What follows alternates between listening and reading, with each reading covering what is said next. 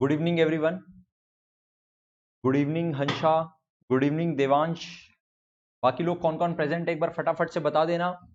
आज के क्लास में we will try and complete this chapter valuation of goodwill and it will be an interactive class. I will be expecting response from you all continuously. बहुत easy सा chapter है, एक class में खत्म करना है। इसमें आप लोग का पार्टिसिपेशन मैंडेटरी है गाइज। आप लोग को फटाफट से रिस्पॉन्स देना होगा and we will complete this chapter in today's class. Let us start.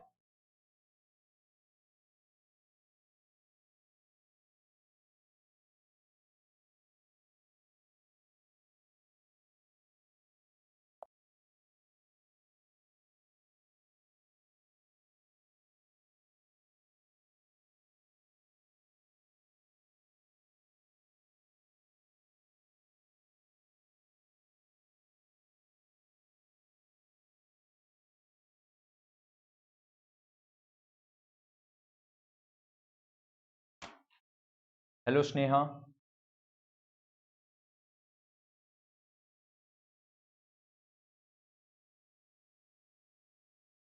All right. So good evening everyone. We are starting with this topic valuation of goodwill.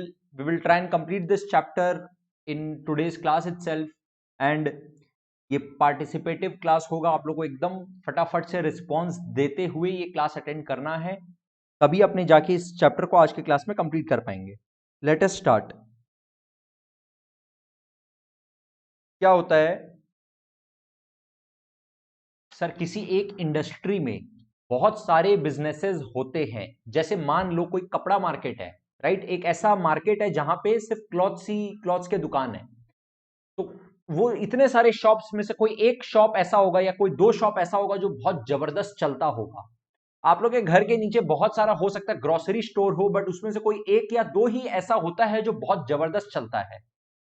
ये जो एक या दो फर्म का अबिलिटी है to earn more than the remaining firms, to earn more than their competitors, this ability is because of the goodwill. अपने को बस इसी गुडविल को क्वांटिफाई करना है, अमाउंट बताना है। बताओ इसके गुडविल का वैल्यू कितना है। अगर आज के डेट में कोई इसका बिजनेस खरीदना चाहे तो उसका असेट्स का वैल्यू होगा, लाइबिलिटीज का वैल्यू होगा। नेट असेट तो ठीक है, नेट असेट्स तो ठीक है, लेकिन ये नेट असेट का जो वैल्यू आ रहा होगा उसमें वो बिजनेस बेचेगा नहीं, उससे ज्यादा में बेचेगा। वो कितना ज्यादा में बेचेगा इसका कैलकुलेशन अपने को करना है। ये एक बहुत ही हाई प्रोफाइल जॉब है, ये सब कोई के करने का बस का बात नहीं है, लेकिन क्योंकि अपने को सिलेबस में दिया है, अपने को करना है। इसमें बहुत सारा एस्टिमेट्स एंड अजम्पशंस इन्वॉल्व रहता है, तो it is practically not at all an easy task. अपने सिलेबस पर्पस के लिए अपने को 3 मेथड बताया है, अपने उस 3 मेथड से गुडविल का वैल्यूएशन करने का कोशिश करेंगे, राइट। अपने को क्वेश्चन जैसे बोला है बस उसके हिसाब से ही करेंगे। तो गुडविल का मतलब, मीनिंग अपने को समझ में आ गया। अपने को जो 3 तरह से गुडविल का वैल्यूएशन करना है वो है average profit method,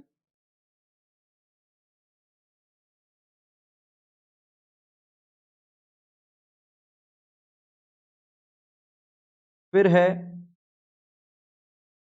super profit method, और लास्ट है एक capitalization method. Average profit method में भी वैसे 2 तरीका पॉसिबल है। एक है सिंपल एवरेज और एक है weighted average.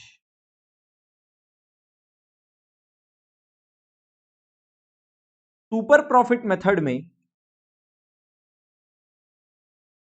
There is only this method, super profit ही नाम है।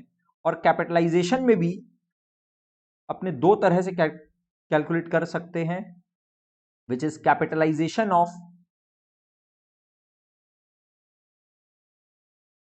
Of average profit,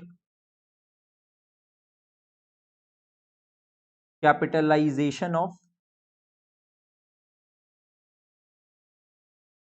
super profit, right. तो बेसिकली अगर देखें तो अपने को 5 तरीका है जो जानना है। वो क्या क्या सर? सिंपल एवरेज मेथड से गुडविल का वैल्यू बताइए, वेटेड एवरेज मेथड से गुडविल का वैल्यू बताइए, सुपर प्रॉफिट मेथड से गुडविल का वैल्यू बताइए, capitalization of average profit method से गुडविल का value, and last capitalization of super profit method से गुडविल का वैल्यू। ओके, अब देखो ये पांचों फॉर्मूला को अपने समझे, ये पांचों तरीका, ये पांचों मेथड अपने समझे, उसके पहले there are some terms that you need to know, some terms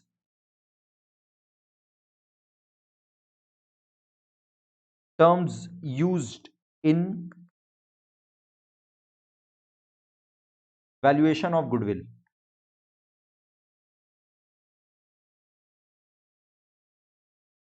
सबसे पहले है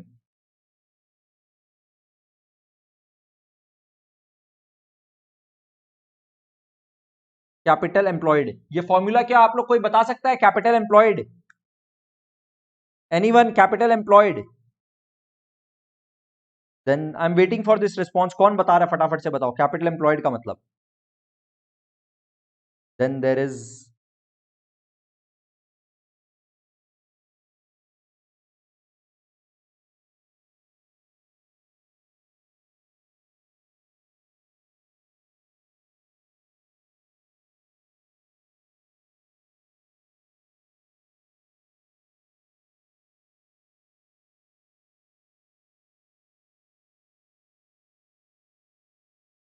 maintainable profit.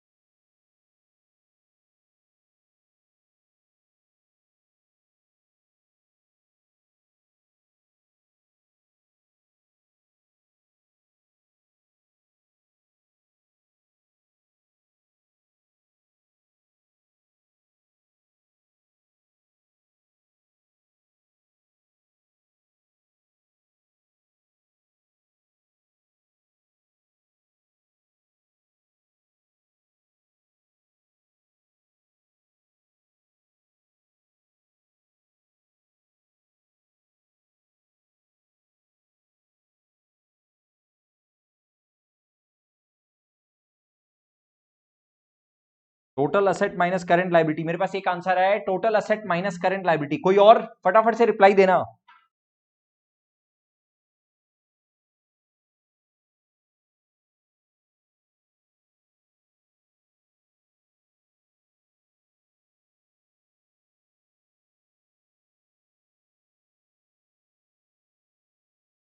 Akshita is saying asset minus liability.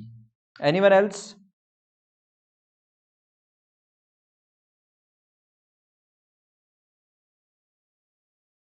मान लो ये बैलेंस शीट है, इस बैलेंस शीट में यहां पे कुछ लायबिलिटीज दिया हुआ है, यहां पे कुछ असेट्स दिया हुआ है, और यहां आ रहा है कैपिटल। लेकिन कभी कभी there are some non current liabilities also, and ये हो गया अदर लायबिलिटीज। ये दोनों अमाउंट मिला के होता है कैपिटल एम्प्लॉयड। एंड आप इसको ऐसे भी बोल सकते हैं सर, असेट माइनस ये वाला पार्ट ऑफ लायबिलिटी।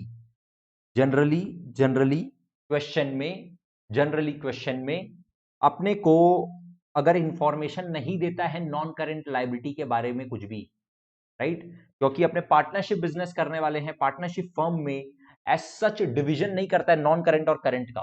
ये तो अपने कंपनी अकाउंट्स में पढ़ते हैं कि sir there is non current liability and there is current liability.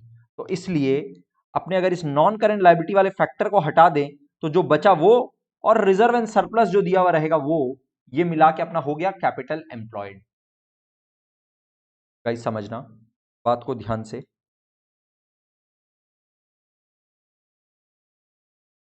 Capital employed is equal to, आप इसको अगर ऐसे बोलते हो असेट्स माइनस लायबिलिटीज, तो ये करेक्ट है। लेकिन आप इसको ये भी बोल सकते हो कैपिटल प्लस रिजर्व्स, और अगर क्वेश्चन इंफॉर्मेशन देगा कैपिटल प्लस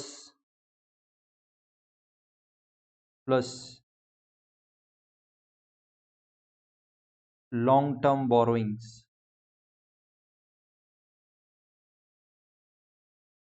और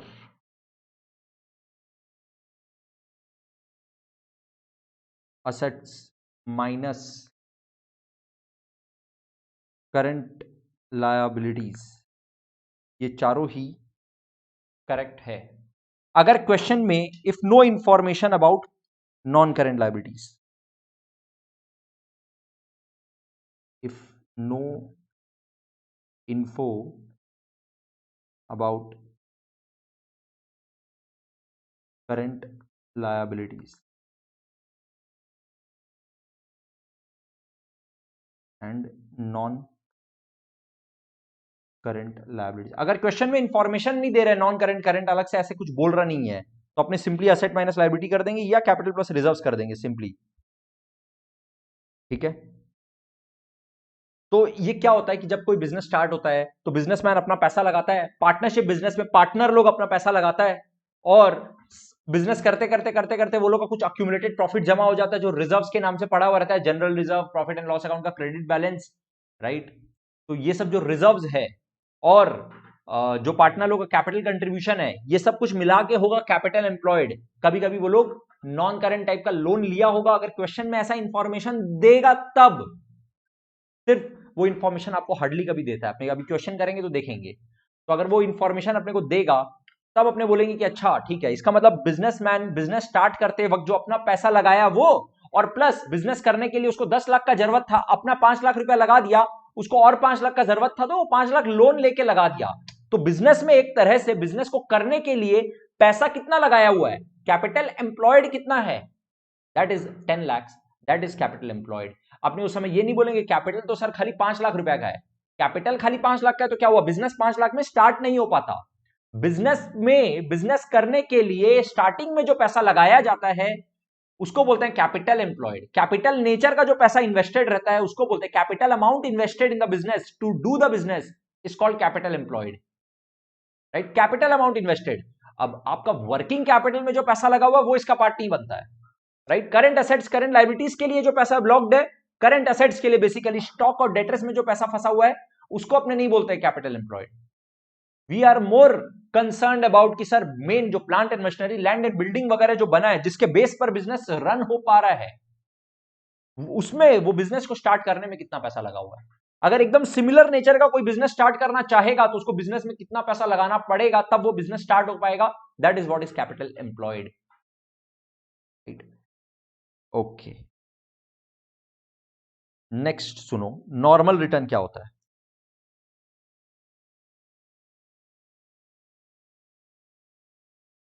नॉर्मल रिटर्न, इसको शॉर्ट में बोलेंगे normal return, NR. Normal return is equal to capital employed,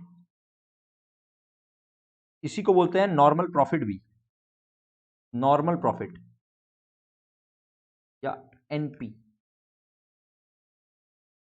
NR और NP is equal to capital employed into normal rate of return, normal rate of return by 100। अब sir normal rate of return क्या हुआ,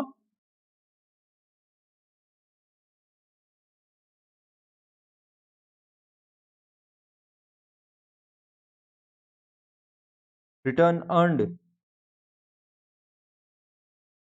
in similar business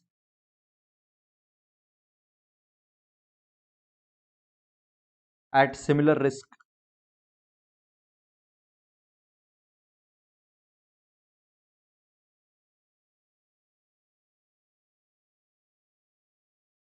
क्या होता है, एक industry जैसे अपने बात कर रहे थे, मान लो ग्रोसरी शॉप है, एक ग्रोसरी मार्केट है पूरा, जहां पे मान लेते हैं देयर आर 20 शॉप्स, 20 दुकानें हैं, ठीक है।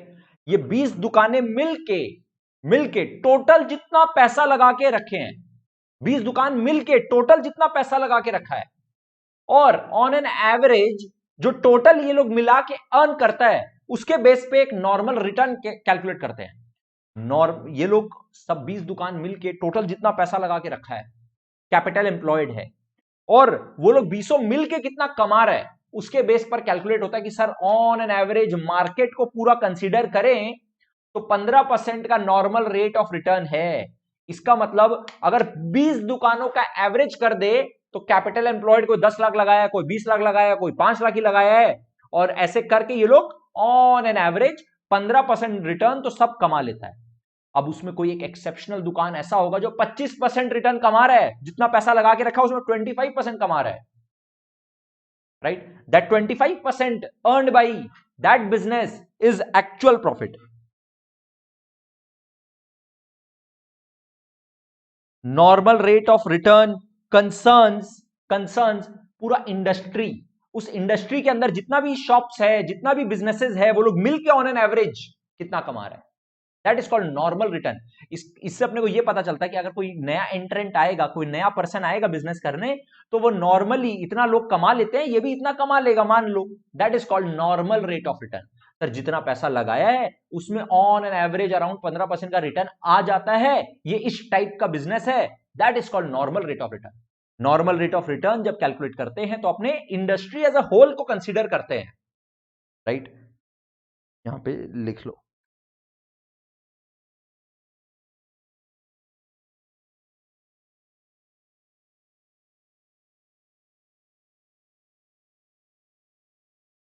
is calculated based on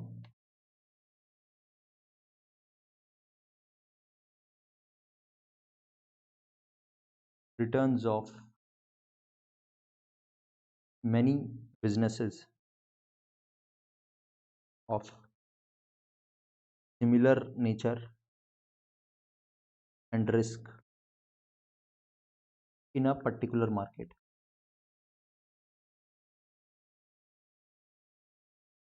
right, अगर हम आपको एनआरआर ही बोले, एनआरआर कैसे कैलकुलेट होगा? NRR is equal to sir normal profit divide by capital employed into 100। Normal profit divide by capital employed into 100। मतलब अगर कोई बिजनेस है जो कमा लेता है मान लो 5 लाख रुपया, और वो पैसा लगा के रखा है 75 लाख से, मान लो 75 लाख लगा के रखा है, तो इसका मतलब 5 लाख डिवाइड बाई 75 लाख, इसका मतलब normal rate of return is 6.67%।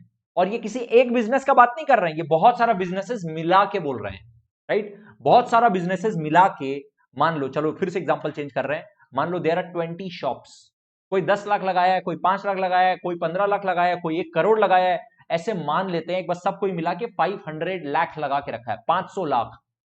और ये लोग सब कोई मिलके कैपिटल एम्प्लॉयड कितना बोले? 500 लाख। और ये लोग सब कोई का प्रॉफिट अगर जोड़ लेना, सबका अगर प्रॉफिट जोड़ लें तो सबका प्रॉफिट मिला के मान लेते हैं टोटल आएगा 1 करोड़ रुपया, ठीक है? 500 लाख लगा के रखा है और 100 लाख का प्रॉफिट आ रहा है, तो 100 divide by 500 into 100% is equal to 20%। तो this 20% is the normal rate of return. अब इस मार्केट के अंदर में कोई ऐसा बिजनेस है जो 30% रिटर्न कमा रहा है, तो that is the actual return, और वो ज्यादा इसलिए कमा रहा है बिकॉज उसका गुडविल है। और अगर कोई 15% ही कमा रहा है, sir normal rate of return ही 20% आ रहा है, और कोई ऐसा बिजनेस है जो खाली 15% कमा रहा है, इसका मतलब उसका कोई गुडविल नहीं है। वो तो कोई भी अगर यहां पे आके बिजनेस खोल लेगा तो वो भी 15-20% तो कमा ही लेगा सर, नॉर्मल रेट है ये, तो कोई उसका गुडविल नहीं है, राइट? इसका मतलब अब actual return, average return is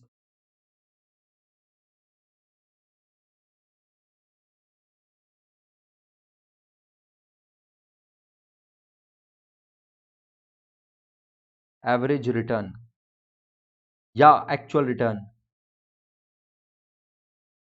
is equal to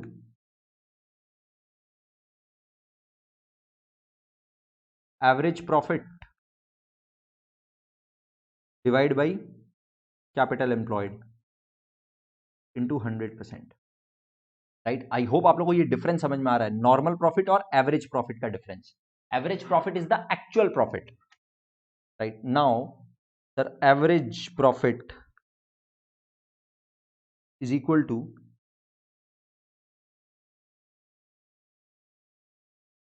simple average और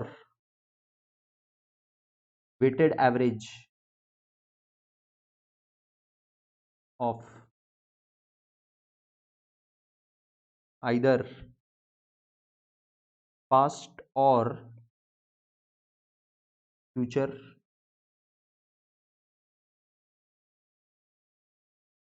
मेंटेनेबल प्रॉफिट। गाइस ध्यान से समझना बात को, अभी जो बोलने वाले हैं ना वो बहुत ध्यान से सुनना। एवरेज प्रॉफिट क्या होता है सर? एवरेज प्रॉफिट होता है, मान लो आपको लास्ट 5 साल का डेटा दिया है, लास्ट 5 साल का profit profit profit loss profit दे दिया, तो आप लास्ट 5 साल का एक एवरेज निकाल के बता दो, राइट। लास्ट 5 साल का ऐड करो, डिवाइड बाय 5 करो, आ गया सिंपल एवरेज। नहीं तो कभी कभी क्या होता है कि आप जो सबसे लास्ट ईयर गए ना उसको सबसे ज्यादा वेट दे देते हो। वेटेड एवरेज आप लोगों को निकालना आता है, अभी अपने क्वेश्चन भी करेंगे तो वेटेड एवरेज आपको निकालना आ जाएगा। तो आप वेटेड एवरेज निकाल लो लास्ट 5 ईयर्स का और फिर बोलो sir this is my average profit. कभी कभी क्वेश्चन में क्या देता है कि सर जो पीछे जितना प्रॉफिट हुआ है ना उसमें कुछ अब नॉर्मल टाइप का इनकम था, कोई अब नॉर्मल टाइप का लॉसेस था, या फिर मान लो सर कोई मतलब अपने कुछ एरर करके रखे हैं, कुछ गलती करके रखे हैं। ध्यान से समझना, लास्ट अपने को प्रीवियस ईयर्स का कुछ अगर प्रॉफिट दिया हुआ है और फिर अपने को क्वेश्चन बोल रहा है कि अरे लास्ट ईयर ना गलती से स्टॉक का वैल्यू ज्यादा था या स्टॉक का वैल्यू कम ले लिए थे गलती से, या सर लास्ट कुछ सालों में कोई आग लग गया था तो अब नॉर्मल टाइप का लॉस हो गया था, या कोई अब नॉर्मल टाइप का सर कोई लॉटरी लग गया था, कोई एक एक्सेप्शनल ऑर्डर आ गया था जो कि जनरली कभी आता ही नहीं है, तो उससे बहुत जबरदस्त इनकम हो गया था। कुछ इस तरह का बात अगर बोला, एक्स्ट्राऑर्डिनरी टाइप का बात बोल दिया जो कि अब नॉर्मल है, नॉर्मल नहीं है, या फिर कोई एरर है, इसका मतलब सर ये जो प्रॉफिट कैलकुलेट हुआ था वो गलत हुआ था, आपको सही प्रॉफिट कैलकुलेट करना पड़ेगा। क्योंकि सर फ्यूचर में तो आप ये गलत वाला प्रॉफिट के हिसाब से गुडविल नहीं कैलकुलेट कर सकते हो ना। आप फ्यूचर में जो प्रॉफिट कमाने वाले हो वो तो ऑन द बेसिस ऑफ आप जब आप गुडविल कैलकुलेट कर रहे हो ना तो एक्चुअली यू आर कंसिडरिंग कि अपना फ्यूचर में प्रॉफिट कैसा होने वाला है। तो फ्यूचर में जब प्रॉफिट कैसा होने वाला है ये एस्टिमेट करेंगे तो अपने अब नॉर्मल बातों का थोड़ी ना ध्यान रखेंगे, तो वो अब नॉर्मल इफेक्ट हटाएंगे, अपने अब नॉर्मल इफेक्ट हटाएंगे। स्टॉक का वैल्यू ज्यादा दिखा देने की वजह से प्रॉफिट बढ़ा हुआ दिख रहा था, प्रॉफिट को कम करेंगे। अगर किसी असेट को अपने खर्चा मान लिए तो अपना प्रॉफिट जबरदस्ती घटा हुआ है, वो प्रॉफिट को बढ़ाएंगे। और क्या करेंगे सर, अगर मान लीजिए आपको कोई खर्चा दिखाना चाहिए था लास्ट कुछ सालों में और आप वो खर्चा नहीं दिखाए हैं तो वो खर्चा दिखाएंगे। मतलब क्या, तो कोई एरर हो गया या फिर कुछ अब नॉर्मल सिचुएशन हो गया, सर आग लग गया था जिसकी वजह से भयंकर नुकसान हो गया था लास्ट ईयर, उसको अपने बोलेंगे कि यार ये एक्सेप्शनल सिनेरियो है, गुडविल इसके बेस पर कैलकुलेट नहीं होना चाहिए, इस लॉस को जो कि अपने प्रॉफिट को कम करके रखा है उससे प्रॉफिट को प्लीज बढ़ा दो, और उसके बेस पर अपने प्रॉफिट कैलकुलेट करेंगे। ये जो एडजस्टमेंट होता है ना, एडजस्टमेंट करने के बाद जो अपने हर साल का प्रॉफिट निकालते हैं उसको बोलते हैं future maintainable profit. Future maintainable profit, right, average future maintainable profit. तो फ्यूचर मेंटेनेबल प्रॉफिट क्या होता है? Profit calculated after the adjustments of any abnormal losses or gains or errors।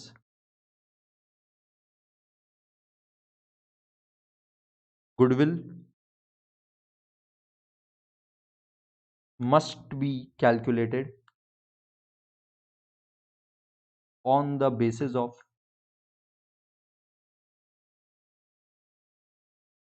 future maintainable profits। Okay, now sir what is super profit?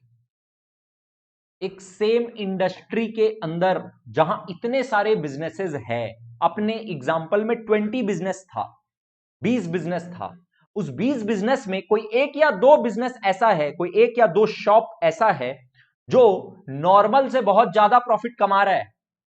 वो लोग जो normal से भी बहुत ज्यादा प्रॉफिट कमा रहे हैं, मतलब वो लोग का एवरेज या एक्चुअल प्रॉफिट, वो लोग का एवरेज या actual profit is more than the normal profit, that extra वाला profit is called super profit, that extra वाला profit is called super profit, right.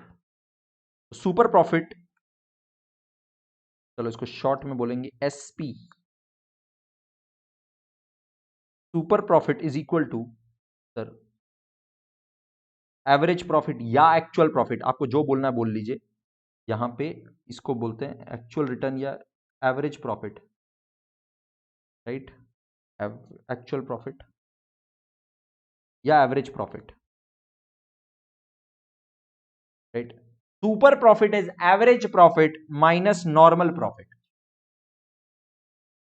Right. Super profit क्या है सर? नॉर्मली जितना capital employed है उसके हिसाब से कितना कमाना चाहिए था और एक्चुअल में कितना कमा लिया। आप अगर ध्यान से देखो तो आपको समझ में आएगा sir, super profit is equal to business में ना जितना कैपिटल एम्प्लॉयड था उसके अगेंस्ट में सर एवरेज प्रॉफिट कितना हुआ,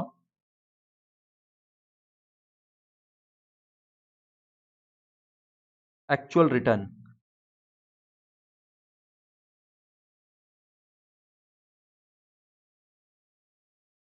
माइनस सर जितना कैपिटल एम्प्लॉयड है।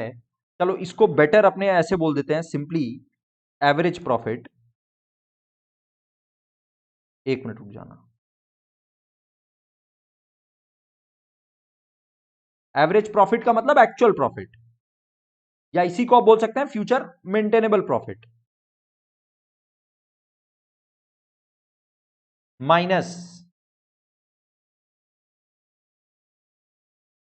Sir normal rate of return divide by capital employed into 100, right. अरे यही तो नॉर्मल प्रॉफिट आएगा, आपका जितना कैपिटल एम्प्लॉयड था उसमें आप एक्चुअल में कितना कमाए, बट आपको नॉर्मली कितना कमाना चाहिए था।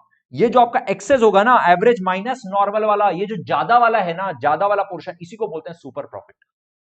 गाइस साथ साथ में प्लीज रिस्पॉन्स देते चलना, क्या कोई डाउट है या यहां तक का बात क्लियर है? प्लीज कंफर्म करना, क्या यहां तक का बात आप लोग सबको क्लियर है? बिल्कुल क्लियर है?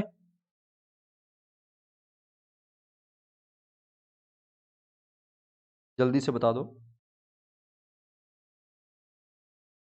कैपिटलाइज्ड वैल्यू ऑफ फर्म,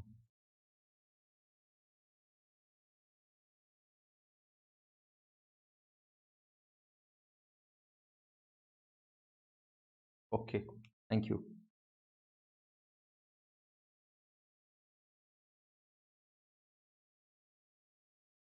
सबसे पहले कैपिटलाइजेशन का मतलब समझो, कैपिटलाइजेशन का मतलब समझो। If I tell you, okay thank you Devansh, Akshita and Hansa, सुनो। मान लो आपको बोलते हैं कि नॉर्मल रेट ऑफ, मान लो रेट ऑफ रिटर्न, ठीक है, नॉर्मल अपना जो रेट ऑफ रिटर्न है, रेट ऑफ रिटर्न है वो 10% है, मान लेते हैं 10% है, ठीक है। मार्केट में जो रेट चल रहा है वो 10% है, इंटरेस्ट का रेट, इंटरेस्ट रेट जो मार्केट में चल रहा है वो 10% है। और आपको बोलते हैं कि आपको हर साल 1 लाख रुपया, हर साल 1 लाख रुपया, 1 लाख रुपया, 1 लाख रुपया, 1 लाख रुपया का प्रॉफिट देते रहेंगे, देते रहेंगे, देते रहेंगे। तो नाउ आई एम आस्किंग कि बताओ इस फर्म का वैल्यू कितना है, इस फर्म का बिजनेस कितना है, आप कितना पैसा लगाने के लिए रेडी होगे इस बिजनेस में? ध्यान से सुनना। प्रॉफिट है 1 लाख, मेरे साथ लिखो कैलकुलेटर में, 1 लाख डिवाइड बाई 10%, कितना आ रहा है? 10 लाख आ रहा है। 1 लाख डिवाइड बाई 10% कितना आ रहा है? 10 लाख। अगर इंटरेस्ट रेट 10% है, अगर इंटरेस्ट का रेट 10% है और आप अगर 10 लाख रुपया लगाते हो, तो उसके हिसाब से उस 10 लाख रुपया में हर साल 1 लाख, 1 लाख, 1 लाख, 1 लाख आपको मिलता रहेगा, मिलता रहेगा for an indefinite period, right. That calculation of 10 lakh is called capitalization. This calculation is called capitalization. फिर से बोल रहे हैं, सुनना. अगर आप लोग ये चीज समझ लोगे कैपिटलाइजेशन का मतलब क्या होता है, तो बस काम खत्म हो जाएगा, बहुत इजी हो जाएगा. इफ आई टेल यू, एक बिजनेस है जो हर साल 1 लाख रुपया 1,20,000 कमाता है. हर साल एवरेज में 1,20,000 रुपया पक्का कमाता है. ठीक है. और मार्केट में जो रेट चल रहा है ना, वो सिर्फ 10% है, खाली 10% है. आप मान लो एक फिक्स डिपॉजिट करते हो और हर साल वो 1,20,000 1,20,000 1,20,000 1,20,000 आपको देता रहेगा वो प्रॉफिट. 10% इंटरेस्ट का रेट है. मतलब आप कितना का फिक्स डिपॉजिट करा के रखे हो? 12 लाख रुपए का. कैसे सर? 1,20,000 डिवाइड बाई 10% आप कर दीजिए, देखिए 12 लाख आ रहा है. अगर आपका फिक्स डिपॉजिट 12 लाख का है, मान लो आपका फिक्स डिपॉजिट 12 लाख है, मान लो आपका फिक्स्ड डिपॉजिट जो है वो 12 लाख का है और वो देता है 10% पर एनम, और आपको पैसा मिल जाता है, आपके अकाउंट में आ जाता है. तो हर साल बताओ कितना पैसा आएगा 10% के हिसाब से? 1,20,000 1,20,000 1,20,000 हर साल आता रहेगा. और उसका प्रिंसिपल अमाउंट 1,12,00,000 का 12 लाख एज इट इज पड़ा रहेगा. दैट 12 लाख का principal amount is called capital amount. That 12 lakh का प्रिंसिपल वाला amount is called capitalized value. मान लो कोई एक बिजनेस है जो 1,20,000 ऑन एन एवरेज कमाता है और मार्केट में इंटरेस्ट रेट 10% है, normal rate of return is 10%. उस हिसाब से उसके बिजनेस का वैल्यू, उसका बिजनेस का कैपिटलाइज्ड वैल्यू ऑफ फर्म कितना होना चाहिए? सर 12 लाख रुपया होना चाहिए. आज के डेट में अगर कोई उसका बिजनेस खरीदने जाएगा तो उसको 12 लाख रुपया देने रेडी हो जाएगा, क्योंकि उसका बिजनेस हर साल 1,20,000 कमाता है और नॉर्मल रेट ऑफ रिटर्न 10% है. तो सर कोई भी 12 लाख देने के लिए रेडी हो जाएगा, ये लो 12 लाख रुपया और मेरे को 1,20,000 हर साल 10% मिलता रहेगा. It is just like a fixed deposit, right. इसका मतलब that 12 lakh is the capitalised value of that firm. That 12 lakh is the capitalised value of that firm. And मान लेते हैं, से फॉर एग्जांपल, वो बिजनेसमैन जब बिजनेस स्टार्ट किया तो वो खाली 10 लाख रुपया ही लगाया, खाली 10 लाख रुपया ही लगाया था. कैपिटलाइज्ड वैल्यू कितना आ रहा है फर्म का? 12 लाख. कैपिटल एम्प्लॉयड कितना है? खाली 10 लाख. इसका मतलब सर जो 2 लाख ज्यादा आ रहा है, capitalised value of the firm 2 lakh रुपया ज्यादा आ रहा है, वो क्या चीज का है? वो बिजनेसमैन जो बिजनेस स्टार्ट किया वो तो खाली 10 लाख रुपया लगाया था बिजनेस में, लेकिन आज के डेट में कोई उसको 12 लाख देने के लिए रेडी है, कोई इसको 12 लाख देने के लिए रेडी है. वो जो 2 लाख ज्यादा देने के लिए रेडी है, क्यों रेडी है? क्योंकि वो 2 लाख का सर गुडविल बनाया है. वो 2 लाख का गुडविल है. गाइस, कैपिटलाइजेशन का कॉन्सेप्ट क्लियर है क्या? What do you mean by capitalization? खाली ये कंफर्म कर देना, उसके बाद ये फॉर्मेलिटी है अब जो लिखने वाले हैं. ये कैपिटलाइजेशन का मतलब समझने में, मीनिंग समझने में अक्सर देखे हैं कि आप लोग को दिक्कत होता है. तो अभी जो ये डिस्कशन किए उसके बाद क्या कैपिटलाइजेशन का मतलब आप लोग के दिमाग में पक्का एकदम क्लियर फिट है, एकदम क्लियर कट आप लोग के दिमाग में ये है क्या कि सर एग्जैक्टली कैपिटलाइजेशन का क्या मतलब होता है? खाली ये कंफर्म कर देना. कैपिटलाइजेशन का मतलब सबको क्लियर है क्या गाइस?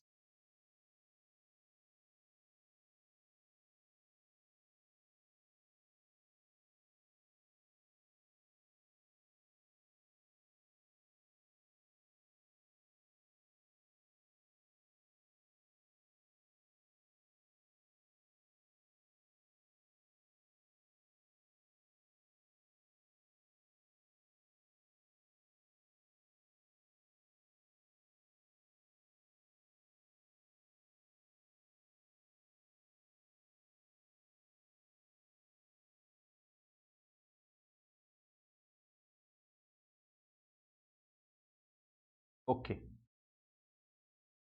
राइट. तो आपने क्या बोल रहे थे सर? 1,20,000. मान लो अपने एग्जाम्पल में क्या बोल रहे थे? 1,20,000 हर साल एवरेज में प्रॉफिट कर लेता है, राइट. वेटेड एवरेज या सिंपल एवरेज कैलकुलेट करते हैं तो एवरेज प्रॉफिट आ रहा है सर 1,20,000 का, और normal rate of return is 10%, तो 10 इंटू 100, सर आप इसको करके देखिए ना, 12 लाख आ रहा है, राइट। अभी एक टर्म और है जो आप लोग को सीखना है, वो है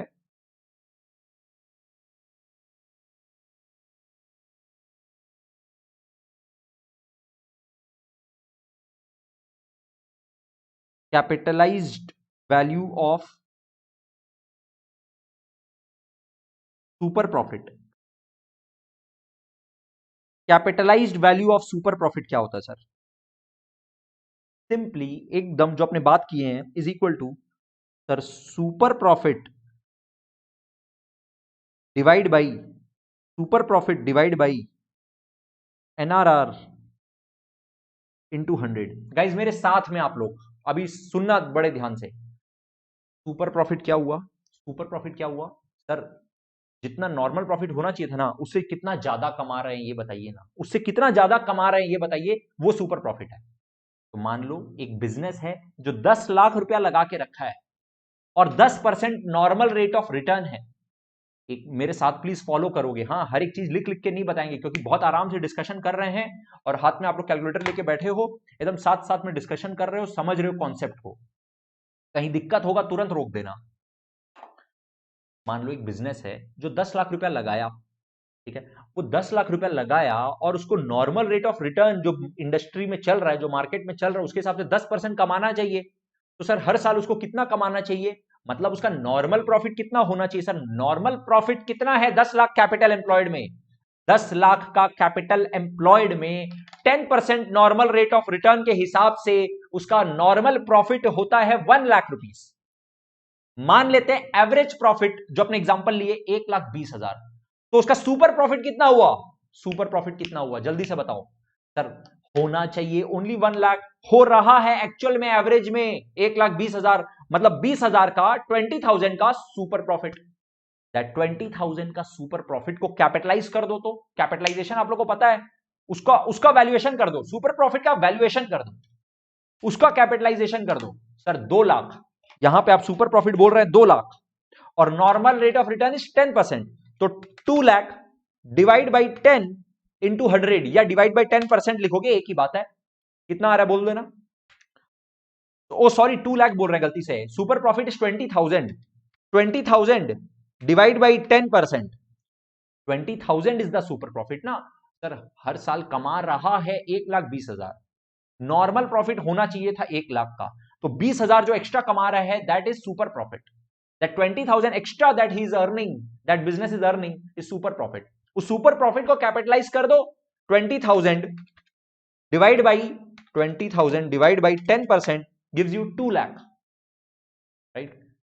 सर अगर आप सुपर प्रॉफिट को कैपिटलाइज करते हो ना, this is what is the value of goodwill itself. ध्यान से समझना, अगर आप capitalised value of super profit निकालते हो, अगर आप capitalised value of super profit निकालते हो, तो this itself is the value of goodwill. और इस मेथड में, ये वाले मेथड में, वैल्यू ऑफ गुडविल निकालने के लिए is equal to capitalised value of firm minus capital employed. अपने जो एग्जाम्पल लिए, वो दोनों एग्जाम्पल में क्या आप लोग का 2 लाख और 2 लाख गुडविल का वैल्यू दोनों ही सिचुएशन में क्या 2 लाख और 2 लाख आ रहा है? गाइज अपने आप कैलकुलेशन करके चेक करो, कंफर्म करो, then we will move on to questions. बस अब ये खाली एक छोटा सा पॉइंट डिस्कस करना है, उसके बाद आई डिस्कस द क्वेश्चंस। आप लोग कंफर्म करोगे तो आगे बढ़ेंगे फटाफट। और हर एक जन, सब कोई कंफर्म कर रहा है, आई am waiting for all the responses. क्या आप लोग के अपने आप लोग जो कैलकुलेशन कर रहे हो उसके हिसाब से, sir capitalised value of firm and capitalised value of super profit, ये दोनों के हिसाब से जो गुडविल का वैल्यूएशन अपने एग्जाम्पल लिए हैं, उसमें क्या आप लोग सबका 2 लाख और 2 लाख दोनों सिचुएशन में, दोनों में आ रहा है? प्लीज अपने आप कैलकुलेट करो और बताओ।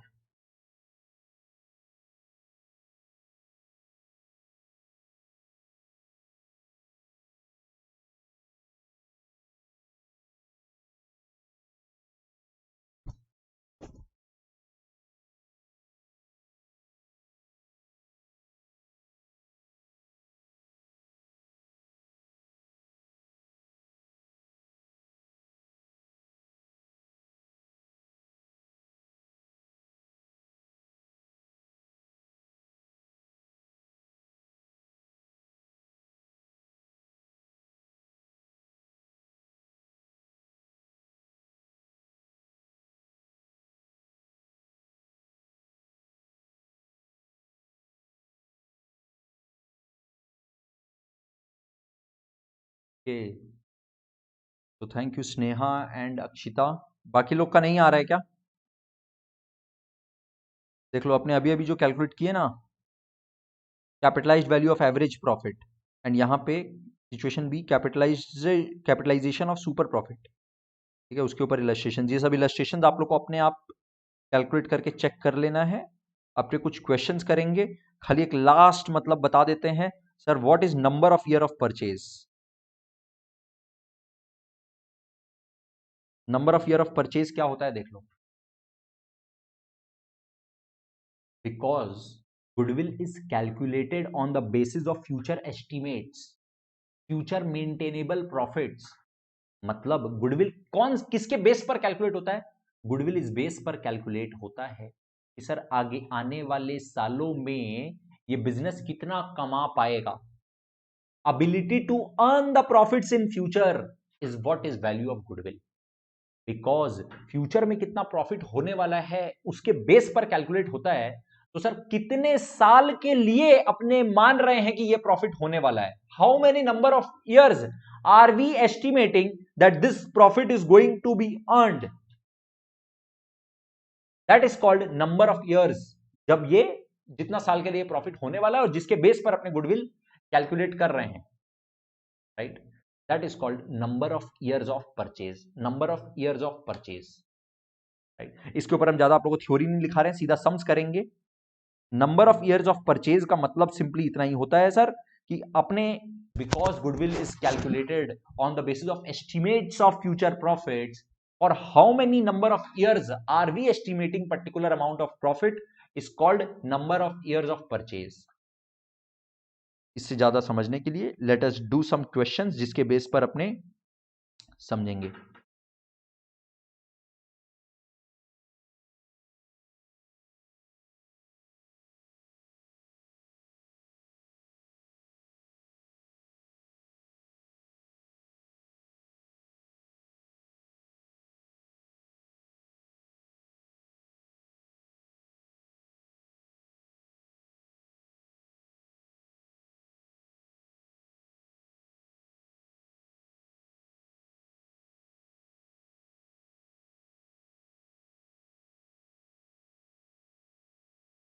ओके, इसमें पहला ही क्वेश्चन देखो।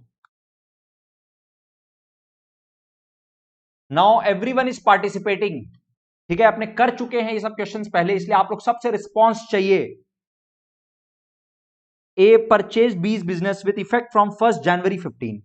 Profits disclosed by B's business for the last 3 years are 12, 13, 14।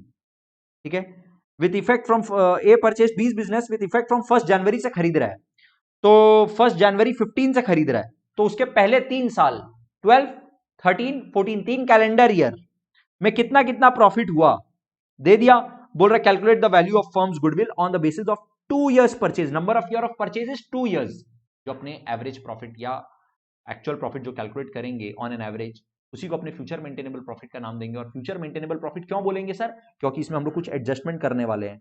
ये एडजस्टमेंट करके हम लोग बोलेंगे देखो on an average this is what the profit is maintainable in the future, right. And उसमें अपने अपने एस्टिमेट करेंगे 2 साल के लिए, this goodwill will be calculated on the basis of 2 years of purchase of the average profit of the last 3 years। Question अपने को weighted average अलग से कुछ बोला नहीं है, तो अपने वेटेड एवरेज में ध्यान नहीं देंगे, वेटेड एवरेज का अलग क्वेश्चन करेंगे। आप लोग अपने आप मेरे को कैलकुलेट करके क्या बता सकते हो sir? What is the amount of average profit, what is the amount of average profit, क्या आप लोग कोई कैलकुलेट कर सकते हो sir? Amount of average profit आप कैलकुलेट करो, उसके पहले तो आपको मेंटेनेबल प्रॉफिट कैलकुलेट करना पड़ेगा। मेंटेनेबल प्रॉफिट कैसे कैलकुलेट करें? आप लोग रिस्पॉन्स दोगे, I am asking you the question और आप लोग रिस्पॉन्स दोगे। सुन लो सर, 2012 में प्रॉफिट है 80,000 का, 2012 में प्रॉफिट है 80,000 का, बट क्वेश्चन क्या बोल रहा है? Including an abnormal gain of 10,000। सर इसमें ना 10,000 रुपए का एक लॉटरी इनकम घुसा हुआ है, जबरदस्ती। वो प्रॉफिट आपका नॉर्मली होता नहीं है, अब नॉर्मल टाइप का कोई गेन आ गया, कोई आप असेट को सेल किए, उसमें profit on sale of asset आ गया। अरे आपका असेट बेचना कोई बिजनेस थोड़ी ना है, ये नॉन ऑपरेटिंग नेचर का हो गया। देख लो यहां पर फ्यूचर मेंटेनेबल प्रॉफिट कैलकुलेट करने का ना एक टेबल भी दिए हैं आप लोग को, जस्ट फॉर योर रिविजन। इसी को एडजस्टेड नेट प्रॉफिट भी बोल सकते हैं, इसी को फ्यूचर मेंटेनेबल प्रॉफिट भी बोल सकते हैं। सर नेट प्रॉफिट बताइए कितना था, कोई अब नॉर्मल लॉस था क्या, उसको ऐड कर दीजिए, कोई अब नॉर्मल प्रॉफिट था क्या, उसको लेस कर दीजिए, या कोई नॉन ऑपरेटिंग टाइप का इनकम आ गया क्या, उसको भी लेस कर दीजिए। सर नॉन ऑपरेटिंग टाइप का, जैसे नॉर्मली सर आपका कोई इंटरेस्ट इनकम वगैरह आता नहीं है। Very good, very very good Sneha, answer आपका आ चुका है। तो अब मेरे को साथ साथ में ये वाला भी आंसर बताइए सर, इसका क्या करें, 80,000 का जबरदस्ती का गेन इसमें घुसा हुआ है, ये -10,000 कर दीजिए, तो this profit is coming 70,000। Guys यहीं पे कैलकुलेट करेंगे, पूरा सम अलग से करेंगे नहीं, आप लोगों को फोकस करना पड़ेगा, ध्यान देना पड़ेगा।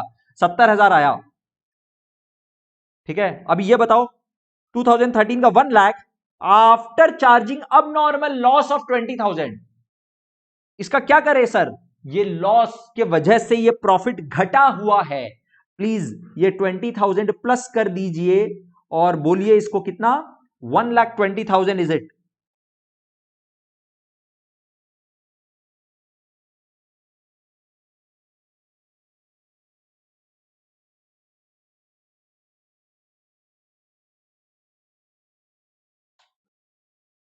गाइस फटाफट,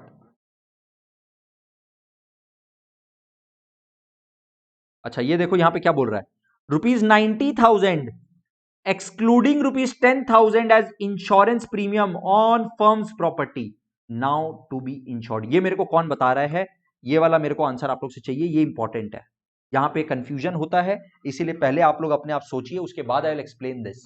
और आप लोग का अगर आंसर आ चुका हो, समझ में आ चुका हो, तो प्लीज बताओ, स्नेहा बताओ क्या होगा इसका, excluding ₹10,000 as insurance premium on firm's property now to be insured, now to be insured, question साफ साफ बोल रहा है, पर अब इसका इंश्योरेंस करवाना है।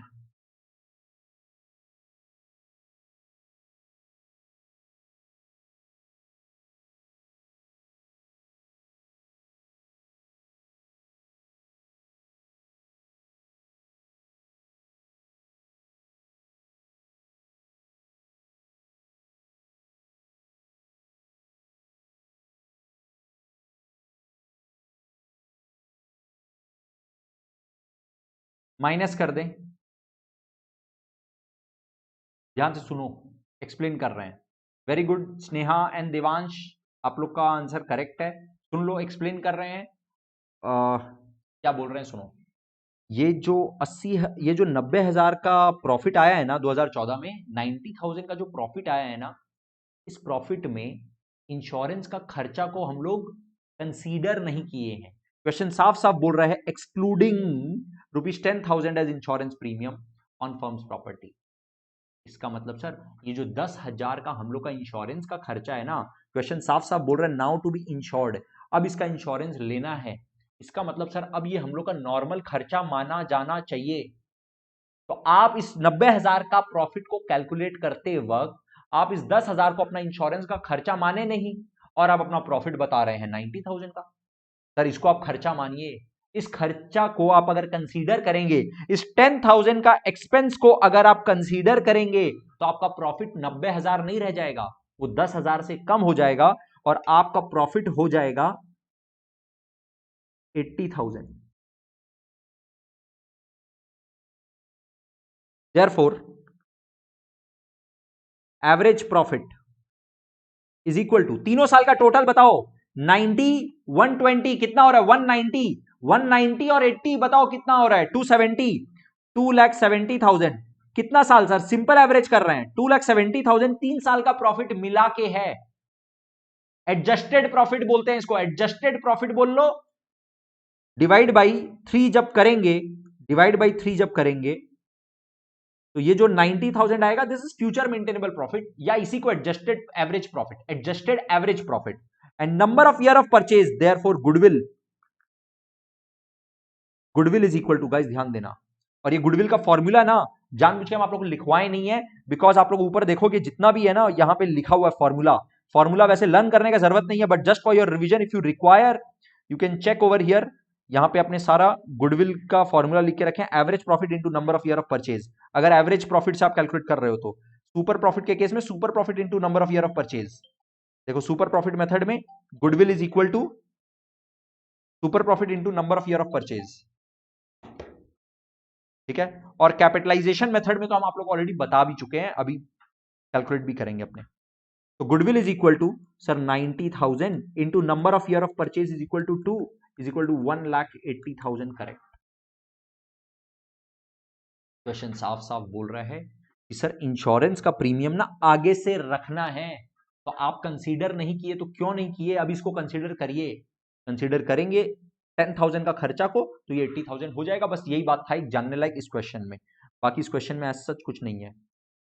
ठीक है। क्वेश्चन 2 देखो, A B C partners in a firm sharing profit and losses 3-1.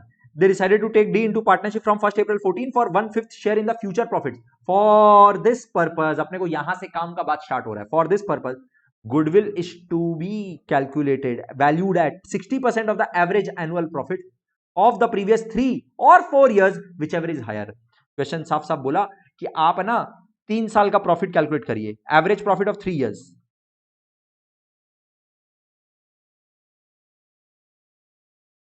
and average profit of 4 years। इसको और लिख दिए, और क्या तो एवरेज प्रॉफिट ऑफ 3 साल लेंगे या एवरेज प्रॉफिट ऑफ 4 years लेंगे, जो दोनों में हायर रहेगा, जो दोनों में हायर रहेगा वो कंसीडर करेंगे। Higher, higher of to be considered. Question का लैंग्वेज फिर से पढ़ना है तो पढ़ लो। Goodwill is to be calculated at 60% of the average annual profit. Right, यहां पे number of year of purchase नहीं दिया है, बल्कि आपको बोले अगर number of year of purchase तो इट इज 0.6। सिंपल बोल सकता ना यार, क्वेश्चन का मर्जी है, जो बोलेगा मानना पड़ेगा।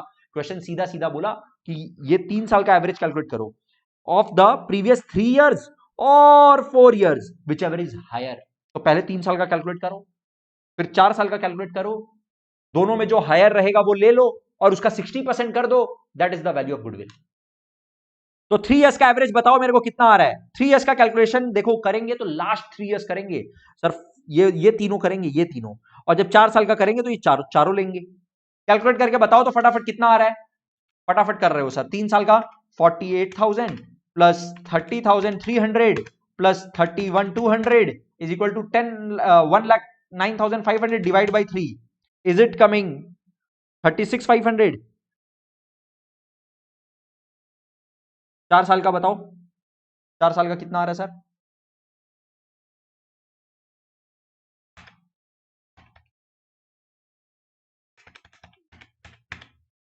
$42,200 और ऐड कर देंगे तो टोटल हो जाता 1,51,700 divide by 4 it is coming 37,925। इसका मतलब सर 4 साल का average is coming more. Very good Sneha, excellent Akshita. तो 4 साल का because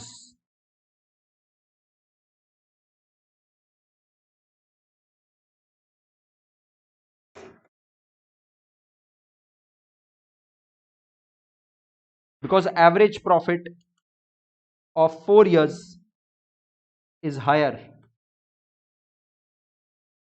goodwill is equal to 37,925 into 60%, सीधा सीधा बोला 60/100, बताओ कितना हो रहा है? Absolutely correct, 22,755।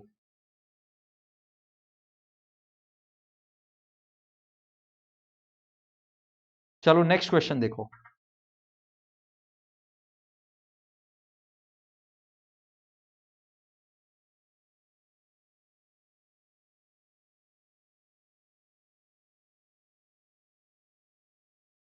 A, B, C partners sharing profit and losses equally. They agree to admit D for equal share. बहुत अच्छा बात है। For this purpose, the value of goodwill is to be calculated on the basis of 4 years purchase of average profit. बोल दिया number of year of purchase is 4 years of last 5 years. Average कितना साल का लेना है? 5 साल का। Number of year of purchase कितना है? 4। इसको मिक्स मत करना, तो मिक्स मत करना। एवरेज कितना साल का? Sir average profit of last 5 years। Number of year of purchase कितना? That is 4। दोनों सेपरेट है, राइट? तो यहां पे अपने को क्या दिया हुआ है सर, ईयर 2009 10 11 12 13 दे दिया, कितना प्रॉफिट हुआ, प्रॉफिट प्रॉफिट प्रॉफिट, और देखो लास्ट में एक जगह लॉस भी है, मतलब एकदम लेटेस्ट ईयर 2013 में लॉस भी है। ठीक है, कोई बात नहीं है। देखो ऑन 1 जनवरी 13, इसका मतलब इस साल का बात हो रहा है, इस साल का बात हो रहा है। ठीक है, calendar year is the counting year. ये क्वेश्चन देख के सर थोड़ा सा आइडिया ये लग रहा है कि calendar year is the accounting year. ठीक है, तो इस साल के बिगिनिंग में 1 जनवरी 13 को मोपेड, मोपेड क्या होता है आपको पता है? मोपेड फैक्ट्रीज वगैरह में, बड़े बड़े फैक्ट्रीज में एक जगह से दूसरा जगह सामान को ले जाने के लिए एक छोटा सा गाड़ी टाइप का यूज होता है, उसको मोपेड बोलते हैं। Right, with in the factory सामान को एक जगह से दूसरा जगह लेके जाते हैं ना, तो वो जो व्हीकल रहता है छोटा सा, उसको मोपेड बोलते हैं। तो मोपेड क्या हो गया सर? फिक्स्ड एसेट हो गया। Right, on 1st January 2013, a moped costing rupees 20,000 was purchased and debited to traveling expense। गलती से उसको ट्रैवलिंग एक्सपेंस में डाल दिया। अरे ये ट्रैवलिंग एक्सपेंस थोड़ा ही है भैया, ये तो फिक्स्ड असेट था। on which depreciation is to be charged at the rate 25%। calculate the value of goodwill after adjusting the above। guys, अपना जो करेक्शन होगा ना, ये एरर है, ये एरर है। इस एरर का जो करेक्शन होगा, correction to be done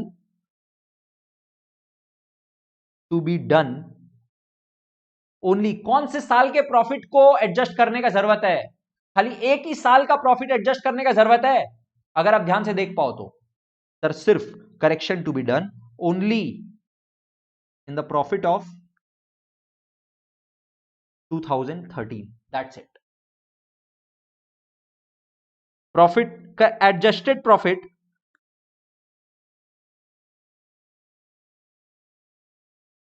of 2013 is equal to 2013 का एडजस्टेड प्रॉफिट बताओ तो जरा कितना आएगा? देखो मेरे साथ में, सर आप बोल रहे हैं कि लॉस हो रहा है 1,20,000 का, लेकिन सर ये 1,20,000 का आपका लॉस इसलिए आया बिकॉज आप एक तो ये 20,000 को अपना खर्चा मान के रखे हैं, ट्रेवलिंग एक्सपेंस में घुसा के रखे हैं। ये कोई आपका ट्रेवलिंग खर्चा थोड़ी था, ये तो फिक्स्ड असेट था। आप एक्सपेंस दिखा दिए, एक्सपेंस दिखाने के वजह से आपका लॉस बढ़ा हुआ है।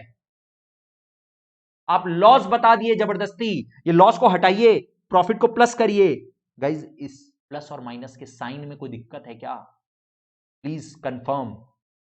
राइट, आप अपने प्रॉफिट को घटा के रखे हैं, प्लीज बढ़ाइए 20,000 से। ठीक है, बढ़ा दिए, ऑल राइट। लेकिन सर आप 20,000 से अपना ट्रेवलिंग एक्सपेंस को हटा दिए, इसका मतलब आप मॉपेड को फिक्स्ड एसेट मान लिए, और उस फिक्स्ड एसेट के ऊपर सर डेप्रिसिएशन लगता है। डेप्रिसिएशन भी तो फिर इसका मतलब आप चार्ज नहीं किए, क्योंकि आप तो ट्रैवलिंग एक्सपेंस डाल दिए थे ना, तो आप तो मॉपेड को फिक्स्ड एसेट माने ही नहीं थे। अब जब आप फिक्स्ड एसेट मान रहे हैं तो इस एक साल का डेप्रिसिएशन भी तो चार्ज करिए। डेप्रिसिएशन बोल रहा है एट द रेट ऑफ 25%। इसका मतलब सर 20,000 का असेट का 25%, 5,000 इज द डेप्रिसिएशन। इसके वजह से प्रॉफिट फिर से 5,000 से माइनस होगा। बताइए कितना आ रहा है सर? लॉस हो गया 1,05,000 only. Therefore average profit of 5 years बताओ कितना आ रहा है? 5 साल का एवरेज प्रॉफिट बता देना जल्दी से। Sir 30,000 plus 70,000 plus 1 lakh plus 1,40,000 और माइनस 1,05,000 करेंगे, माइनस 1,05,000 करेंगे, क्योंकि लॉस जो है वो माइनस में आएगा। पहले तो माइनस पर 1,05,000 ओनली, बिकॉज एडजस्टेड खाली वही वाला है। दिस इज कमिंग 2,35,000, 2,35,000, 2,35,000 कितना साल सर? डिवाइडेड बाई 5, बिकॉज 5 साल का कहानी है। ये आ रहा है 47,000। Is it 47,000 guys? कंफर्म करना।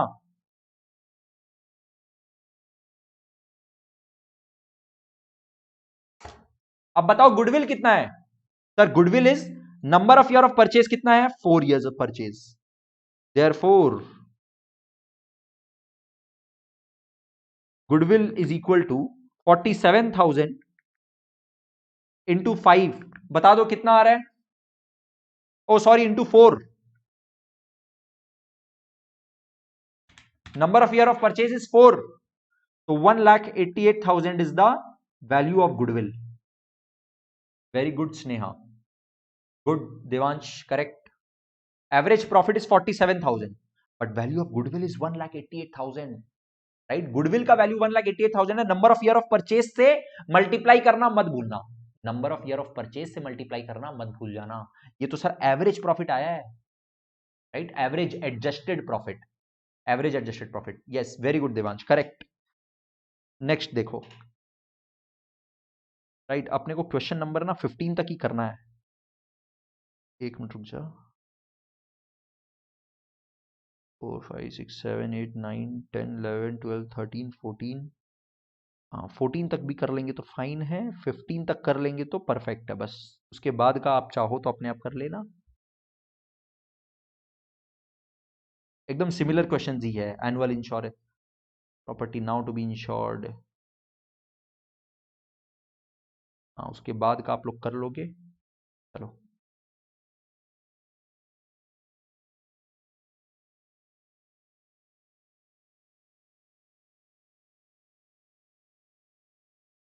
नंबर 4 देखो.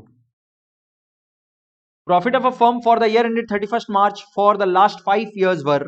5 साल का प्रॉफिट दे दिया. Calculate the value of goodwill on the basis of 3 years purchase. Number of year of purchase is 3. Number of year of purchase is 3. Okay. And of the weighted average, guys ध्यान देना, weighted average profit after assigning weights 1 2 3 4 5 respectively to the profits of 10 11 12 13 14. अभी बात को ध्यान से समझना. अपने weighted average कैसे कैलकुलेट करेंगे? चलो सबको वेट दो, तो वेट दे दो. वेट वेट सर बोल रहा है 2010 को 1, 2011 को 2, मतलब 1 2 3 4 5. These are the weights assigned. ठीक है, तो अभी ध्यान से देखो.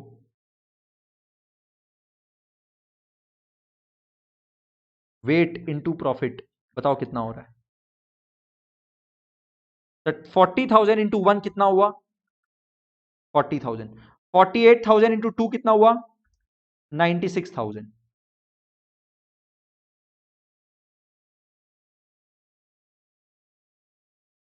रुको, इसको ब्लैक पेन से करते हैं. 60,000 इंटू 3 कितना हुआ? 1,80,000. 50,000 इंटू 4 कितना हुआ? 2 लाख. 36,000 इंटू 5 कितना हुआ? 1,80,000. अच्छा, मेरे को बताओ समेशन ऑफ वेट कितना हुआ?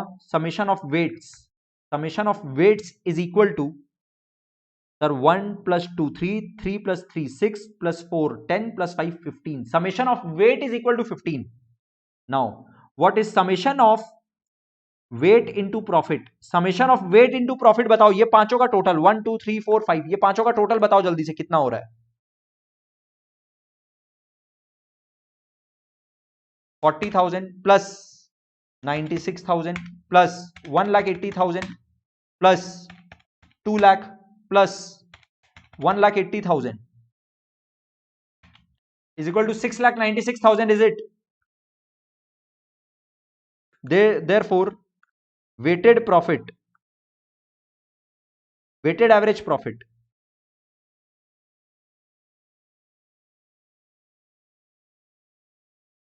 summation of weight into profit divided by summation of weight, that is 6,96,000 divided by 15. बताओ कितना आ रहा है? 46,400.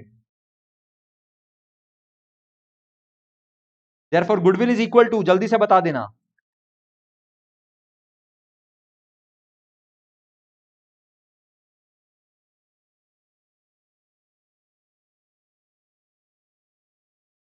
$46,400 into number of year of purchase कितना दिया था? 3 इज इक्वल टू, बताओ जल्दी से, 1,39,200. Is it?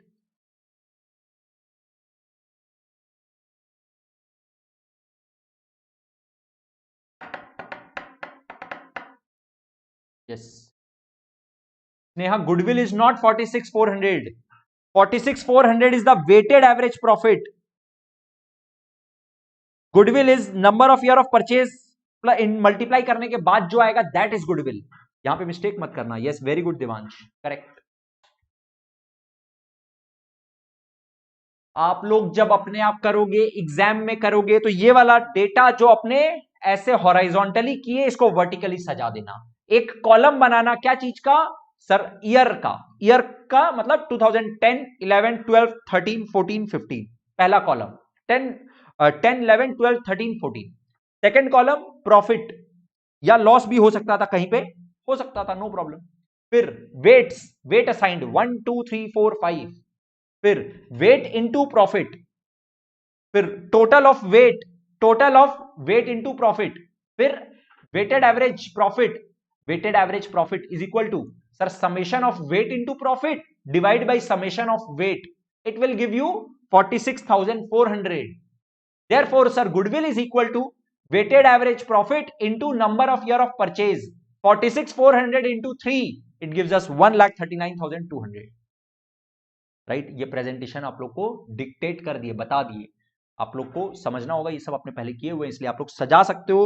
ये I am not discussing right now in the class. Question number 5,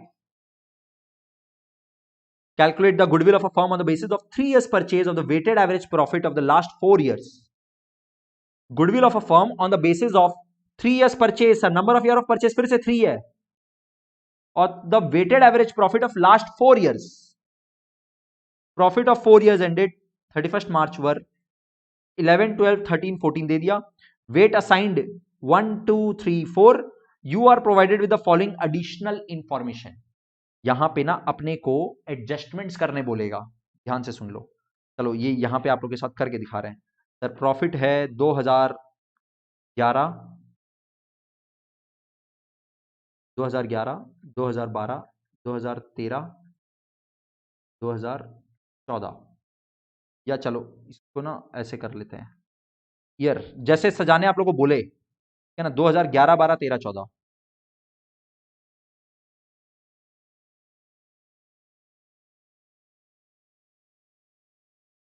given profit बताओ, given profit, given profit 40, 49,600, 40,000, 49,600, then 40,000, 60,000।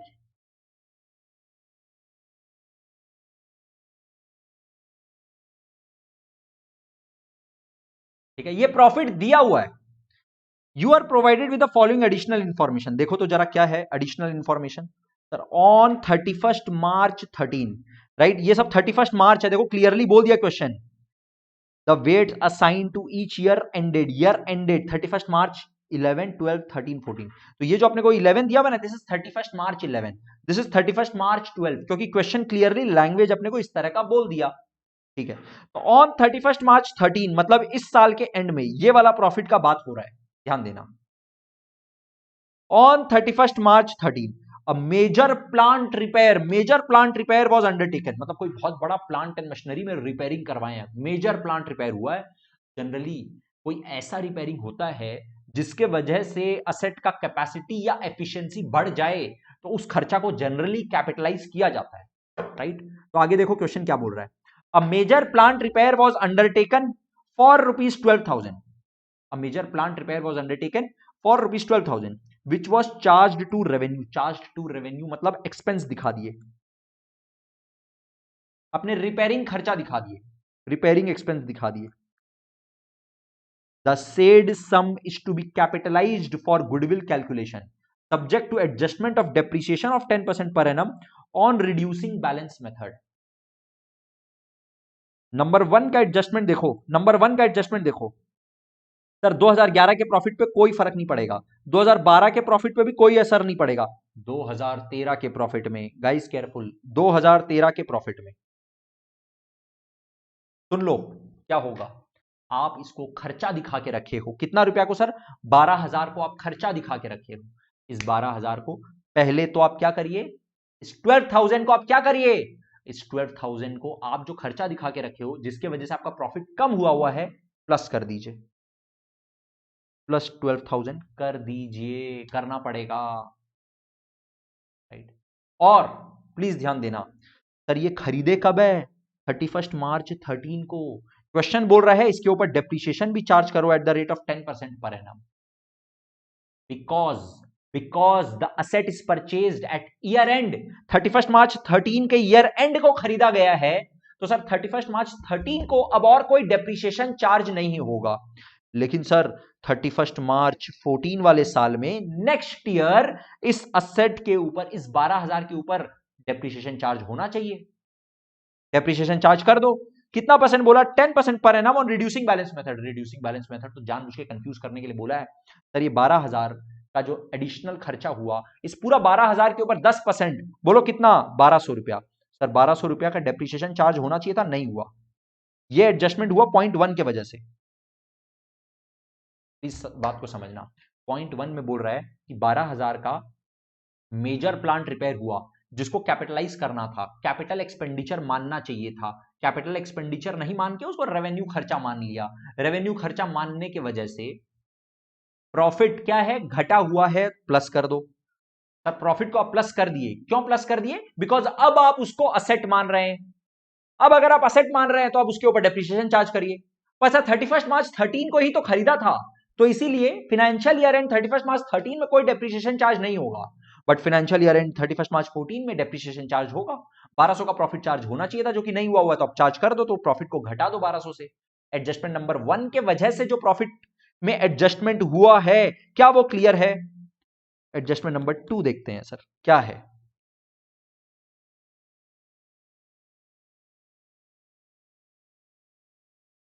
The closing stock for the year ended 31 मार्च 12 का बात हो रहा है, was overvalued by 4,800।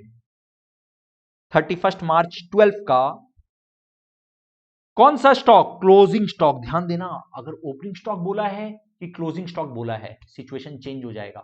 गाइस ध्यान देना, बहुत केयरफुल रहने का जरूरत है। अपने को क्वेश्चन ओपनिंग स्टॉक बोला है कि क्लोजिंग स्टॉक बोला है, ये ध्यान देना पड़ेगा। आप ऐसे सोचो, ट्रेडिंग अकाउंट का पिक्चर बनाओ, ट्रेडिंग अकाउंट का पिक्चर बनाओ। अगर क्लोजिंग स्टॉक बढ़ा हुआ है, क्योंकि ओवर वैल्यूड बोल रहा है, यही अंडर वैल्यूड भी बोल सकता था।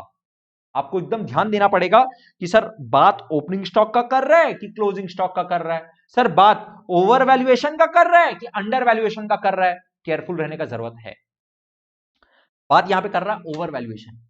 अगर क्लोजिंग स्टॉक का वैल्यू बढ़ा हुआ है, दैट मींस ग्रॉस प्रॉफिट ज्यादा आ रहा है कि कम आ रहा है? सर ऑब्वियसली आप अगर आप क्लोजिंग स्टॉक का वैल्यू बढ़ा देंगे तो ग्रॉस प्रॉफिट भी बढ़ के आएगा बेमतलब का। इसका मतलब प्रॉफिट बढ़ा हुआ है। प्रॉफिट बढ़ा हुआ है, घटा दीजिए 2012 का। 2012 का प्रॉफिट बढ़ा हुआ है, घटा दीजिए 4,800 से।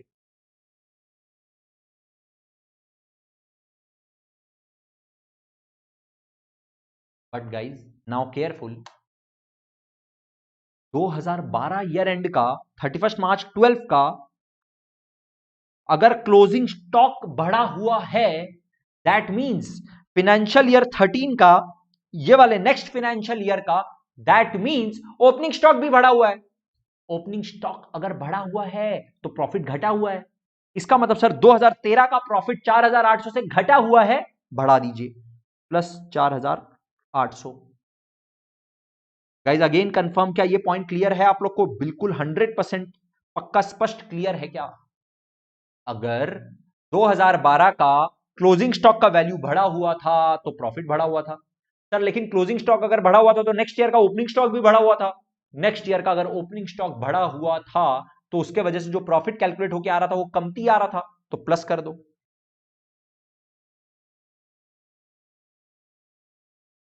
ओके नेक्स्ट, तो ये भी हो गया। Number 3, to cover management cost and annual charge. Guys careful, an annual charge word जब एनुअल यूज करता है ना, that means question is expecting कि आप एवरी ईयर इस खर्चा को मानिए। आप ये मानिए कि मैनेजमेंट का खर्चा लग रहा है, हर साल लग रहा है, वो खर्चा है। गुडविल वैल्यूएशन के पर्पस के लिए उसको खर्चा मानिए। भले ही आप profit and loss account calculate करते वक्त, नेट प्रॉफिट या नेट लॉस कैलकुलेट करते वक्त प्रॉफिट एंड लॉस अकाउंट में भले ही आप वो मैनेजमेंट कॉस्ट खर्चा नहीं दिखा रहे थे, लेकिन गुडविल वैल्यूएशन के पर्पस के लिए इस कॉस्ट को एनुअल कॉस्ट मानिए। क्वेश्चन बोल रहा है to cover management cost and annual charge of ₹9,600 should be made for the purpose of goodwill. Annual charge of 9600 for the purpose of goodwill valuation. तो हर साल अपने ये 9600 का खर्चा मानेंगे और हर साल के प्रॉफिट से माइनस 9600, माइनस 9600, माइनस 9600, माइनस 9600 कर देंगे। एक तो ये तरीका है। दूसरा तरीका भी है इसका, क्या कि सर आप इसको ये 9600 को यहां पर आप मानिए ही मत, आप इसको ना हाइड कर दीजिए, इसको हाइड कर दीजिए, ये इसको कंसीडर मत करिए। आप खाली ये दोनों एडजस्टमेंट नंबर 1 और 2 के बेस पर आप एडजस्टेड प्रॉफिट कैलकुलेट करिए, फिर उसका एवरेज कैलकुलेट कर लीजिए। जो एवरेज आएगा ना उसमें से माइनस 9600 आप कर दीजिएगा। ऐसा आप कर सकते थे अगर normal profit, simple average profit कर रहे होते तो। यहां पे वेटेड एवरेज प्रॉफिट बोला, इसलिए आप ऐसा नहीं कर सकते हैं गाइस, ध्यान देना। हाँ रिपीट कर रहे हैं, सुन लो। कौन सा वाला? क्लोजिंग स्टॉक ओपनिंग स्टॉक वाला पॉइंट कि एनुअल मैनेजमेंट कॉस्ट वाला पॉइंट? देवांश प्लीज कंफर्म करना कौन सा वाला पॉइंट। क्या आप स्टॉक वाला पॉइंट चाहते हैं मेरे को रिपीट करना? सुन लो, स्टॉक वाला पॉइंट में ये बोले अगर किसी साल का क्लोजिंग स्टॉक बढ़ा हुआ है, उस साल का प्रॉफिट बढ़ा हुआ है, यस और नो? अगर प्रॉफिट बढ़ा हुआ है तो क्या ऑब्वियसली बढ़ा हुआ होगा ना। अरे क्लोजिंग स्टॉक दिखा दिए गलती से 10,000, होना चाहिए था खाली 5,000, तो अब जो आप 5,000 एक्स्ट्रा दिखा दिए उसके वजह से ग्रॉस प्रॉफिट भी 5,000 से बढ़ गया, यस और नो? उसके वजह से नेट प्रॉफिट भी 5,000 से बढ़ गया, यस और नो? हाँ सर बढ़ गया तो उसको माइनस करिए, इसलिए माइनस कर दिए 2012 का प्रॉफिट से, क्योंकि 2012 का ही क्लोजिंग स्टॉक ओवर वैल्यूड था 4,800 से।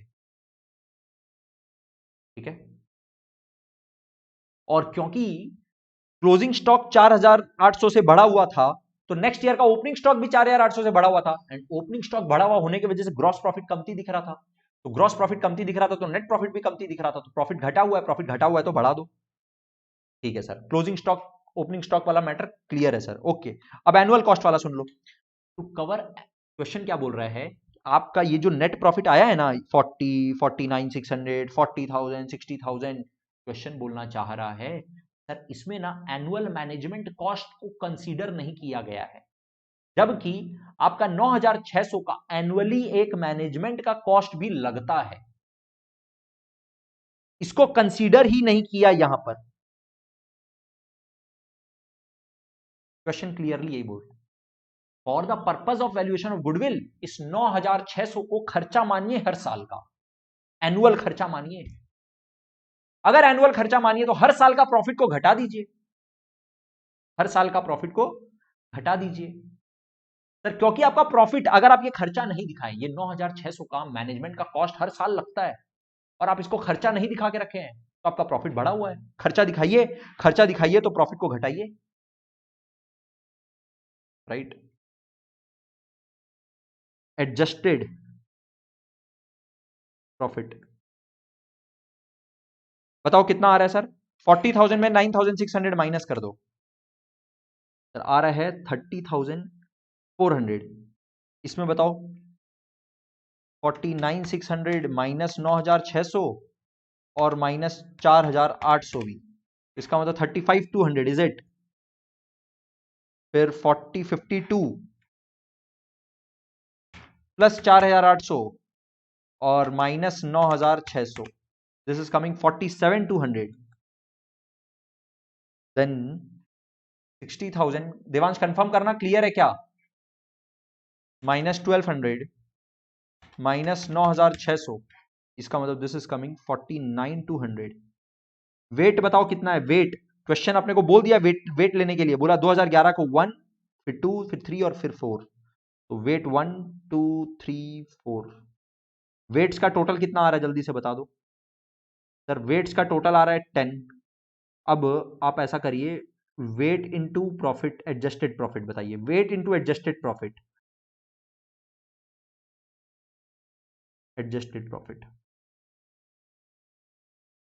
ये आ रहा है 30,400, ये आ रहा है 70,400, 47,200 into 3 is coming 1,41,600 and this 49,200 into 4 is coming 196,800। इसका समेशन बताओ कितना आ रहा है? 41,600 plus 70,400 plus 30,400. It is coming 4,39,200. Therefore, weighted average profit is equal to summation of weight into adjusted profit divided by summation of weight is equal to 43,920. Therefore, goodwill is equal to 43,920 into number of year of purchase कितना दिया हुआ है 3. बताओ 131,760. Great, very good Devansh, correct है 1,31,760. क्या आप लोग का आंसर ये आ रहा है गाइस? कंफर्म करना फटाफट. 1,31,760 आ रहा है क्या आप लोग सबका?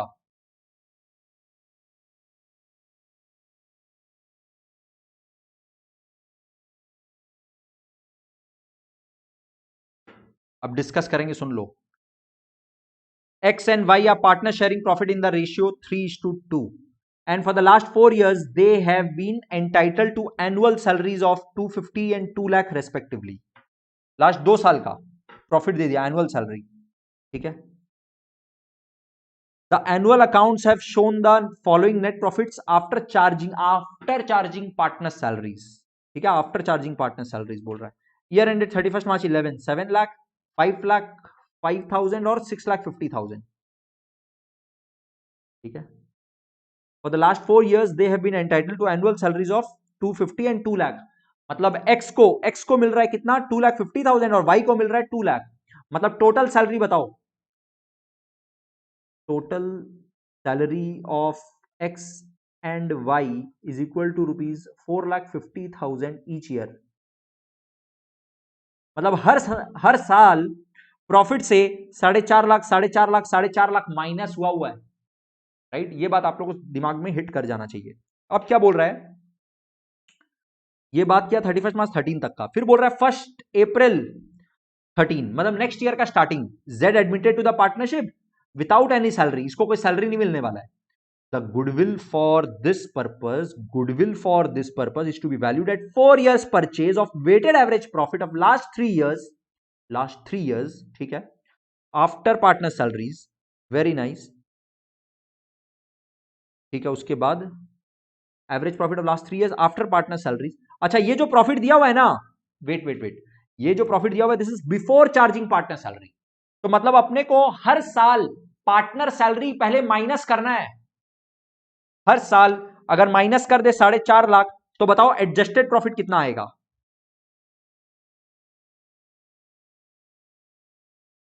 4.5 लाख माइनस कर दो तो 2,50,000. फिर इसमें से 5,05,000 में से माइनस 4.5 लाख, सर ओनली 55,000.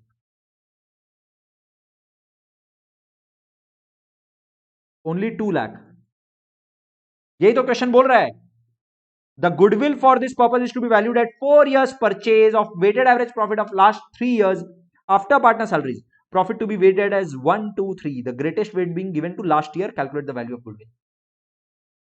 कोई बता सकता है इसमें जल्दी से गुडविल का वैल्यू? वेटेड एवरेज प्रॉफिट देख लो. वेटेड एवरेज प्रॉफिट सीधा कैलकुलेट करेंगे. सर 2011 को वेट देंगे कितना 1, 12 को देंगे 2, 13 को देंगे 3. जल्दी से बता दो कितना हो रहा है. 2,50,000 plus 1,10,000 plus 3 lakh, 2 lakh into 3 6 lakh. Summation of weight into profit हो रहा है 9,60,000. This divide by summation of weight हो रहा है 1 + 2 + 3 = 6 divide by 6 is equal to 1,60,000. Therefore, goodwill is equal to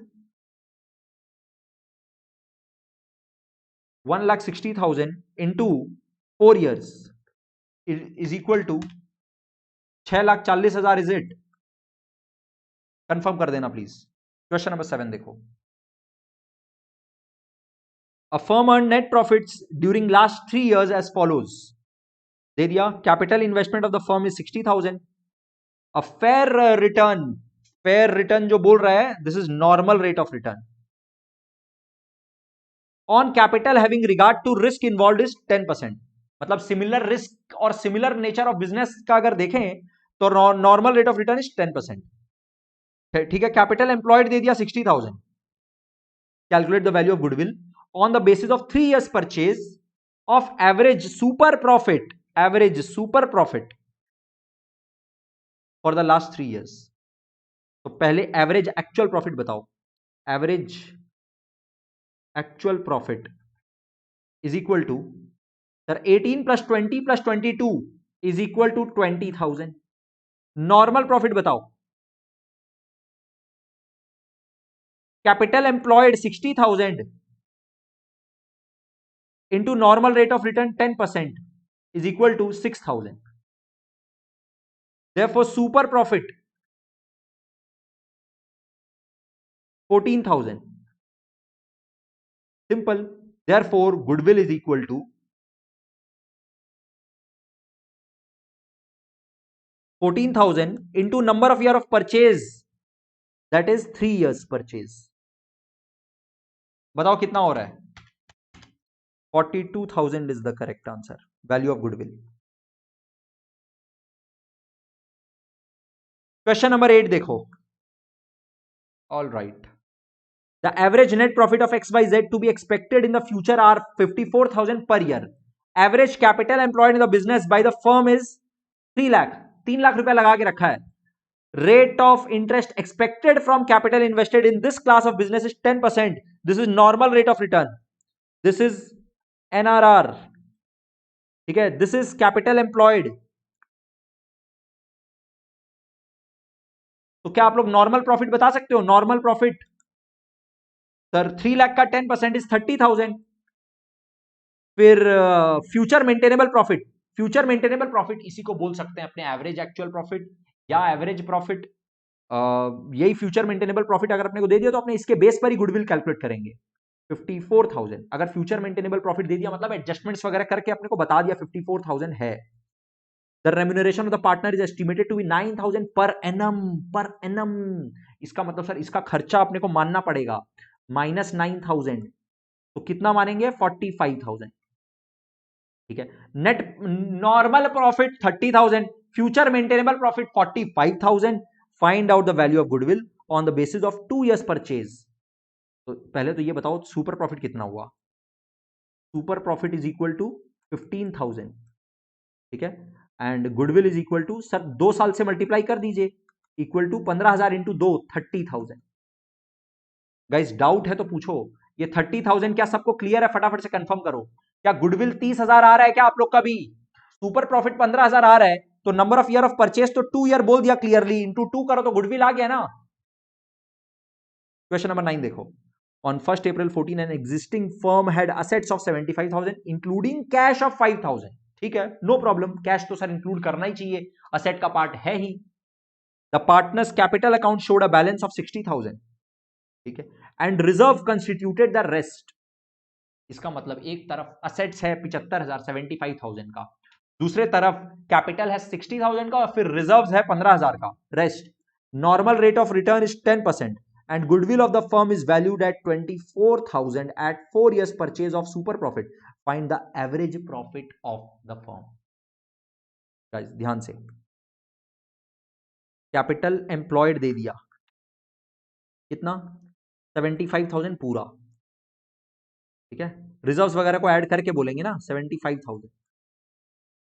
ठीक है, NRR is equal to 10%। Therefore, normal profit is equal to 7,500. Agreed everyone? ठीक है, उसके बाद बताइए सर क्या है? गुडविल बोल दिया 24,000 at 4 years purchase of super profit. Now goodwill कितना बोला देख लो, पहले गुडविल का फॉर्मूला देख लो। Goodwill is equal to super profit into number of years of purchase. Therefore, sir 24,000, अब जो कैलकुलेट कर रहे हैं बहुत ध्यान से देखो, 24,000 is equal to, sir super profit कैसे आया?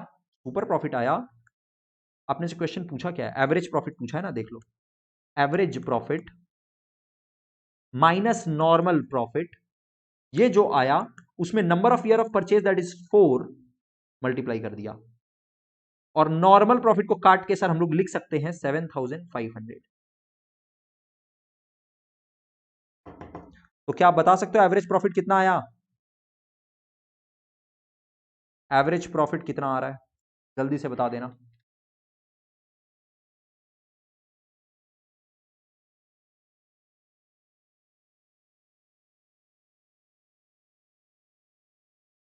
$24,000 plus 30,000, 4,000 divided by 4. Is it coming 13,500 guys?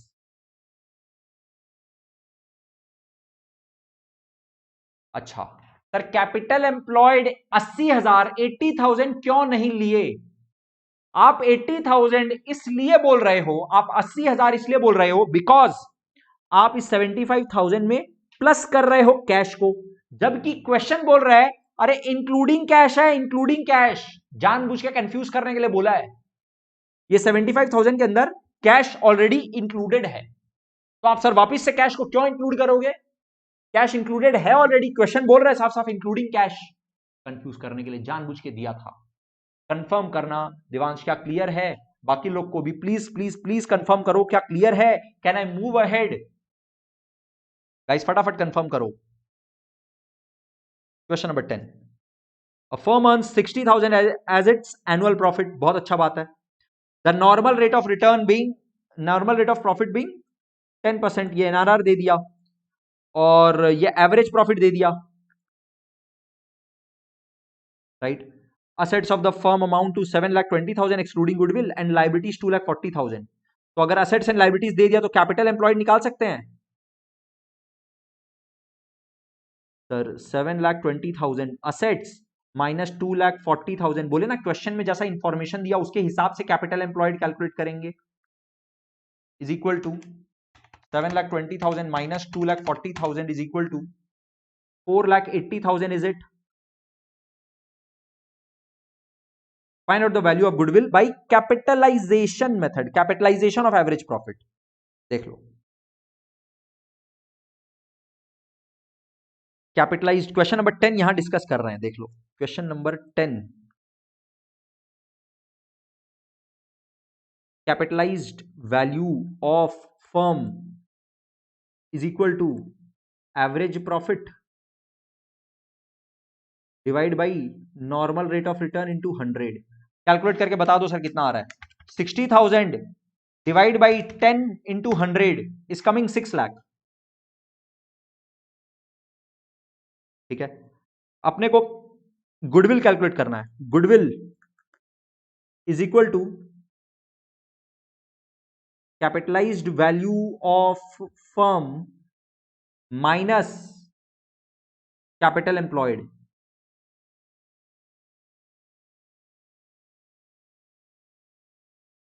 Is equal to 6 lakh minus 4,80,000 is equal to 1,20,000। अपने ऊपर ऑलरेडी डिस्कस कर चुके हैं, आई होप एकदम क्लियर है। डाउट है तो रोको और पूछो, नहीं तो आई एम मूविंग अहेड। आप लोगों को पूछना पड़ेगा, कहीं पे भी थोड़ा सा भी दिक्कत हो रहा है रिपीट करना है, प्लीज पूछो। Question number 11, average profit of the firm is 1,50,000, दे दिया average profit. Total tangible asset in the firm 14 lakh and outside liabilities are 4 lakh in the, अच्छा इसका मतलब सर कैपिटल एम्प्लॉयड, अब डायरेक्ट कैलकुलेट करेंगे। 14 lakh minus 4 lakh 10 lakh. In the same type of business, the normal rate of return NRR 10% of the capital employed. Calculate the value of goodwill by capitalization of super profit. Capitalization of super profit, very important. Goodwill is equal to capitalized value of super profit. बात कर चुके हैं आप लोग से। अगर capitalised value of firm calculate करेंगे तो उसमें से माइनस कैपिटल एम्प्लॉयड करेंगे तो गुडविल पता चलेगा, लेकिन अगर सुपर प्रॉफिट को कैपिटलाइज करेंगे तो सीधा गुडविल का वैल्यू निकलेगा। ये अपने ऊपर बात कर चुके हैं। दोनों से आप लोग को वैल्यू सेम निकलवा के दिखाए थे, 2 लाख रुपए आया था अपने एग्जाम्पल में, याद होगा आप लोग को। ठीक है, तो पहले तो सुपर प्रॉफिट बताइए सर। एवरेज प्रॉफिट आप बता दिए 1,50,000। सर नॉर्मल प्रॉफिट कितना होता है? देखो super profit is equal to average profit minus normal profit. Average profit अपने को क्वेश्चन साफ साफ दे दिया 1,50,000। नॉर्मल प्रॉफिट आप बता दीजिए कैपिटल एम्प्लॉयड इनटू एनआरआर। तो सुपर प्रॉफिट बताओ कितना आ रहा है? Capital employed into NRR. Sir capital employed है 10 लाख और एनआरआर है 10%, मतलब 1 लाख। गाइस कंफर्म करना, क्या नॉर्मल प्रॉफिट आप लोग का 1 लाख आ रहा है? Is equal to 50,000। Therefore goodwill is equal to capitalised value of super profit is equal to 50,000 divide by 10 into 100 is equal to 5 lakh. क्या आप लोग का भी आंसर 5 लाख आ रहा है? गाइज यहां कंफर्म करना पड़ेगा, ऐसे बढ़ के आगे फायदा नहीं है। अगर आप पहले एवरेज प्रॉफिट से कैपिटलाइजेशन करते, कैपिटलाइज वैल्यू ऑफ फर्म निकालते, कैपिटलाइज वैल्यू ऑफ फर्म अगर निकालते तो आता कितना? 15 lakh. 1,50,000 divide by 10 into 100, 15 lakh आ जाता। फिर उसमें से कैपिटल एम्प्लॉयड माइनस कर देते 10 लाख, तो क्या आता? Value of goodwill 5 lakh. अपने यहां पे ऐसे सुपर प्रॉफिट को सीधा कैपिटलाइज करके निकालेंगे तो 5 लाख आ गया, राइट। क्वेश्चन नंबर 12 देखो। The average net profit expected in future by G Lal and Company is rupees 30,000. बहुत अच्छा बात है। Average capital employed in the business by the firm is 2 lakh. Average capital employed is 2 lakh. ठीक है, average net profit expected is future maintainable profit. Average profit इसी को बोल सकते हैं, सिंपल। और आपको दे दिया capital employed, capital employed is equal to 2 lakh. ठीक है, NRR is equal to 10%। Calculate the value of goodwill by super profit method on the basis of 2 years purchase. पहले तो सुपर प्रॉफिट बताओ। अच्छा सुपर प्रॉफिट बताओ तो नॉर्मल प्रॉफिट सर आ रहा है 2 लाख। 2 लाख का 10% 20,000।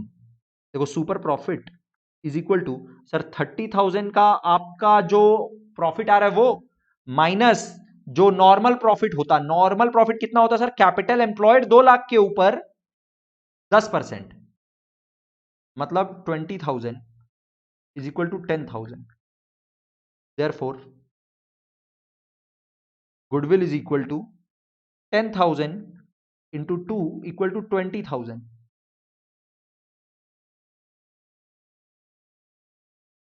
राइट। अब क्वेश्चन बोल रहा है capitalisation of super profit method. तो capitalisation of super profit method के हिसाब से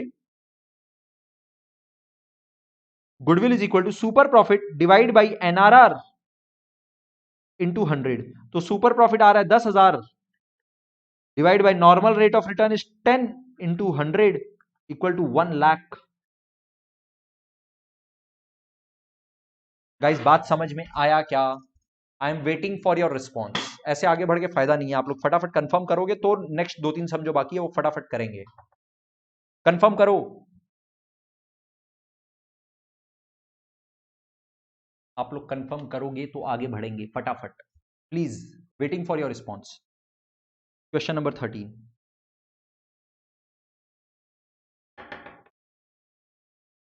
जल्दी से please. Okay thank you Devansh. बाकी लोग भी फटाफट से रिस्पॉन्स दो।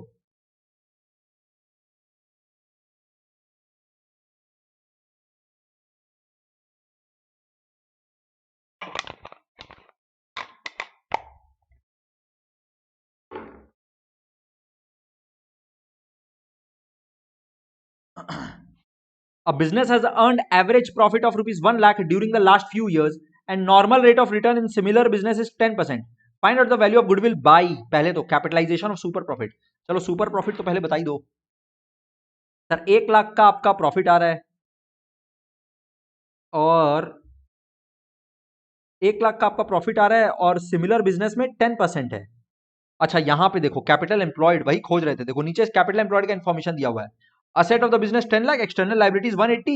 Therefore capital employed is equal to 8,20,000। Therefore normal profit is equal to, जल्दी से बता दो, 8,20,000 के ऊपर सर 10% का normal rate of return 82,000। Therefore super profit is equal to, sir 1 lakh का आपका एवरेज प्रॉफिट हो रहा है, उसमें से माइनस 82,000 कर दीजिए तो 18,000 का सुपर प्रॉफिट हो रहा है। अब कैपिटलाइजेशन ऑफ सुपर प्रॉफिट के हिसाब से goodwill is equal to 18,000 divide by 10 into 100 equal to rupees 1,80,000। Correct, 1,80,000। Next बोल रहा है super profit method, if goodwill is valued at 3 years purchase of super profit into number of year of purchase is equal to 18,000 into 3। बताओ कितना होगा? 18 into 3 जल्दी से बता दो। 54,000।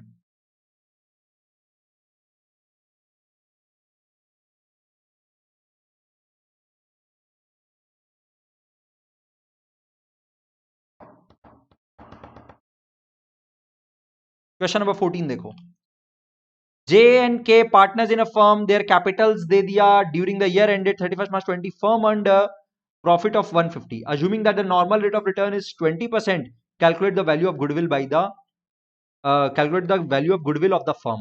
यहां पे देखो क्वेश्चन अपने को अलग तरीके से कैपिटल एम्प्लॉयड दिया है। Capital employed is equal to, sir दोनों पार्टनर लोग का जो कैपिटल है 3 लाख प्लस 2 लाख 5 लाख होगा।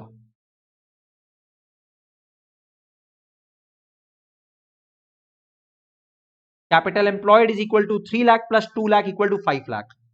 ठीक है। Average profit is equal to 1,50,000। Normal rate of return is equal to 20%। बोल रहा है बाई कैपिटलाइजेशन मेथड, इसका मतलब कैपिटलाइजेशन ऑफ एवरेज प्रॉफिट। पहले हम नंबर 1 बता रहे हैं, capitalised value of firm. Average profit को जब कैपिटलाइज करते हैं ना तो वैल्यू ऑफ फर्म निकलता है, उसमें से कैपिटल एम्प्लॉयड को माइनस कर दो, that is the value of goodwill, right. लेकिन अगर आप सुपर प्रॉफिट को कैपिटलाइज करते हो ना तो वो डायरेक्टली गुडविल का वैल्यू देता है। Capitalised value of firm is equal to, capitalized value of firm is equal to, sir, average profit divided by normal rate of return into 100। sir, average profit is 1,50,000, normal rate of return is 20 into 100। जल्दी से बता दो कितना आ रहा है?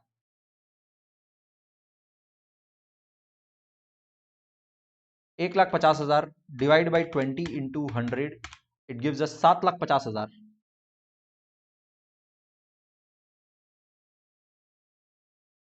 Goodwill is equal to value of firm, capitalised value of firm minus capital employed is equal to 7,50,000 minus 5 lakh is equal to rupees 2,50,000।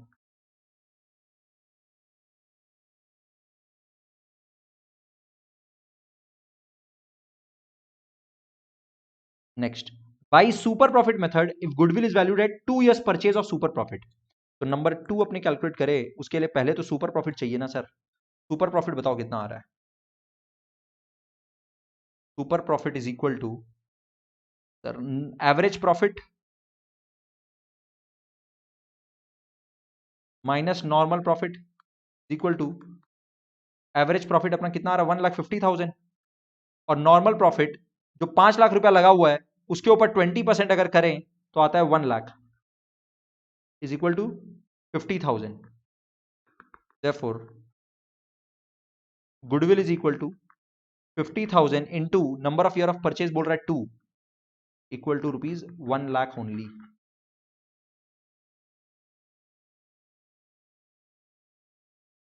All right,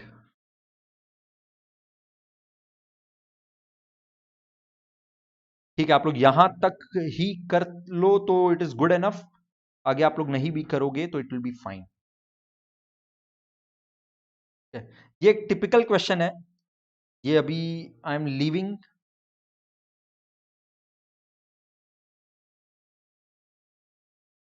right.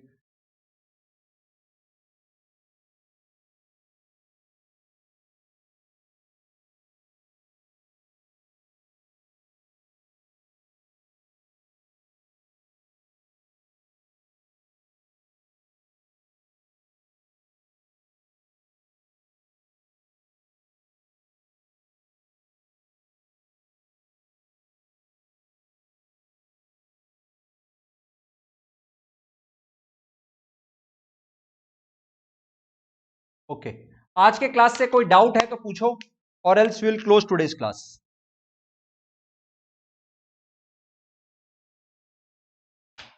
तो guys ऐसा है कि अब अपकमिंग क्लासेस जो है, अपना एक क्लास जो नेक्स्ट क्लास होगा थर्सडे वाला क्लास, उसमें एडमिशन और रिटायरमेंट का सारा कॉन्सेप्ट अपने समझेंगे। उसके ऊपर क्वेश्चंस का प्रैक्टिस नेक्स्ट क्लास में नहीं हो पाएगा। अपने एडमिशन और रिटायरमेंट ऑफ अ पार्टनर से रिलेटेड जितना कॉन्सेप्ट है वो सारा समझेंगे नेक्स्ट क्लास में। और इसके ऊपर जो अपने को क्वेश्चंस प्रैक्टिस करना है, जो ऑलरेडी स्केड्यूल्ड अपना मैराथन रिवीजन है, उसमें अपने सारा क्वेश्चन पास्ट पेपर का एडमिशन और रिटायरमेंट का प्रैक्टिस करेंगे, राइट। और ऑब्वियसली उसी क्लास में अपने फंडामेंटल्स ऑफ पार्टनरशिप और गुडविल का भी जो पास्ट पेपर का क्वेश्चन है वो भी देखेंगे, डिसोल्यूशन ऑफ पार्टनरशिप का भी पास्ट पेपर का क्वेश्चन देखेंगे, और स्पेसिफिक फोकस रखेंगे ऑन एडमिशन एंड रिटायरमेंट का हर एक क्वेश्चन, जो अपने को रिड्यूस सिलेबस के हिसाब से एकदम अच्छे से जानना जरूरी है। Admission and retirement of a partner का all the concepts will be discussed in the next class. The practice of questions will be from past papers questions that we will cover in marathon revision class, that is on 26। आप लोग का next upcoming Thursday वाला class में सारा concept discuss होगा। उसके बाद Saturday को आप लोग का एग्जाम है, ये आप लोग को पता होना चाहिए। सैटरडे को you have a test that you, एकदम मॉक एग्जाम है, जो प्रॉपर मॉक एग्जाम है। सैटरडे को, एक मिनट रुक जाना, हाँ सैटरडे को आप लोग का मॉक एग्जाम है जो आप लोग को देना है। ऑल राइट, तो गाइज आज के क्लास से आप लोग का कोई भी डाउट है तो प्लीज पूछो, और we will close today's class. Thank you so much and tata bye bye.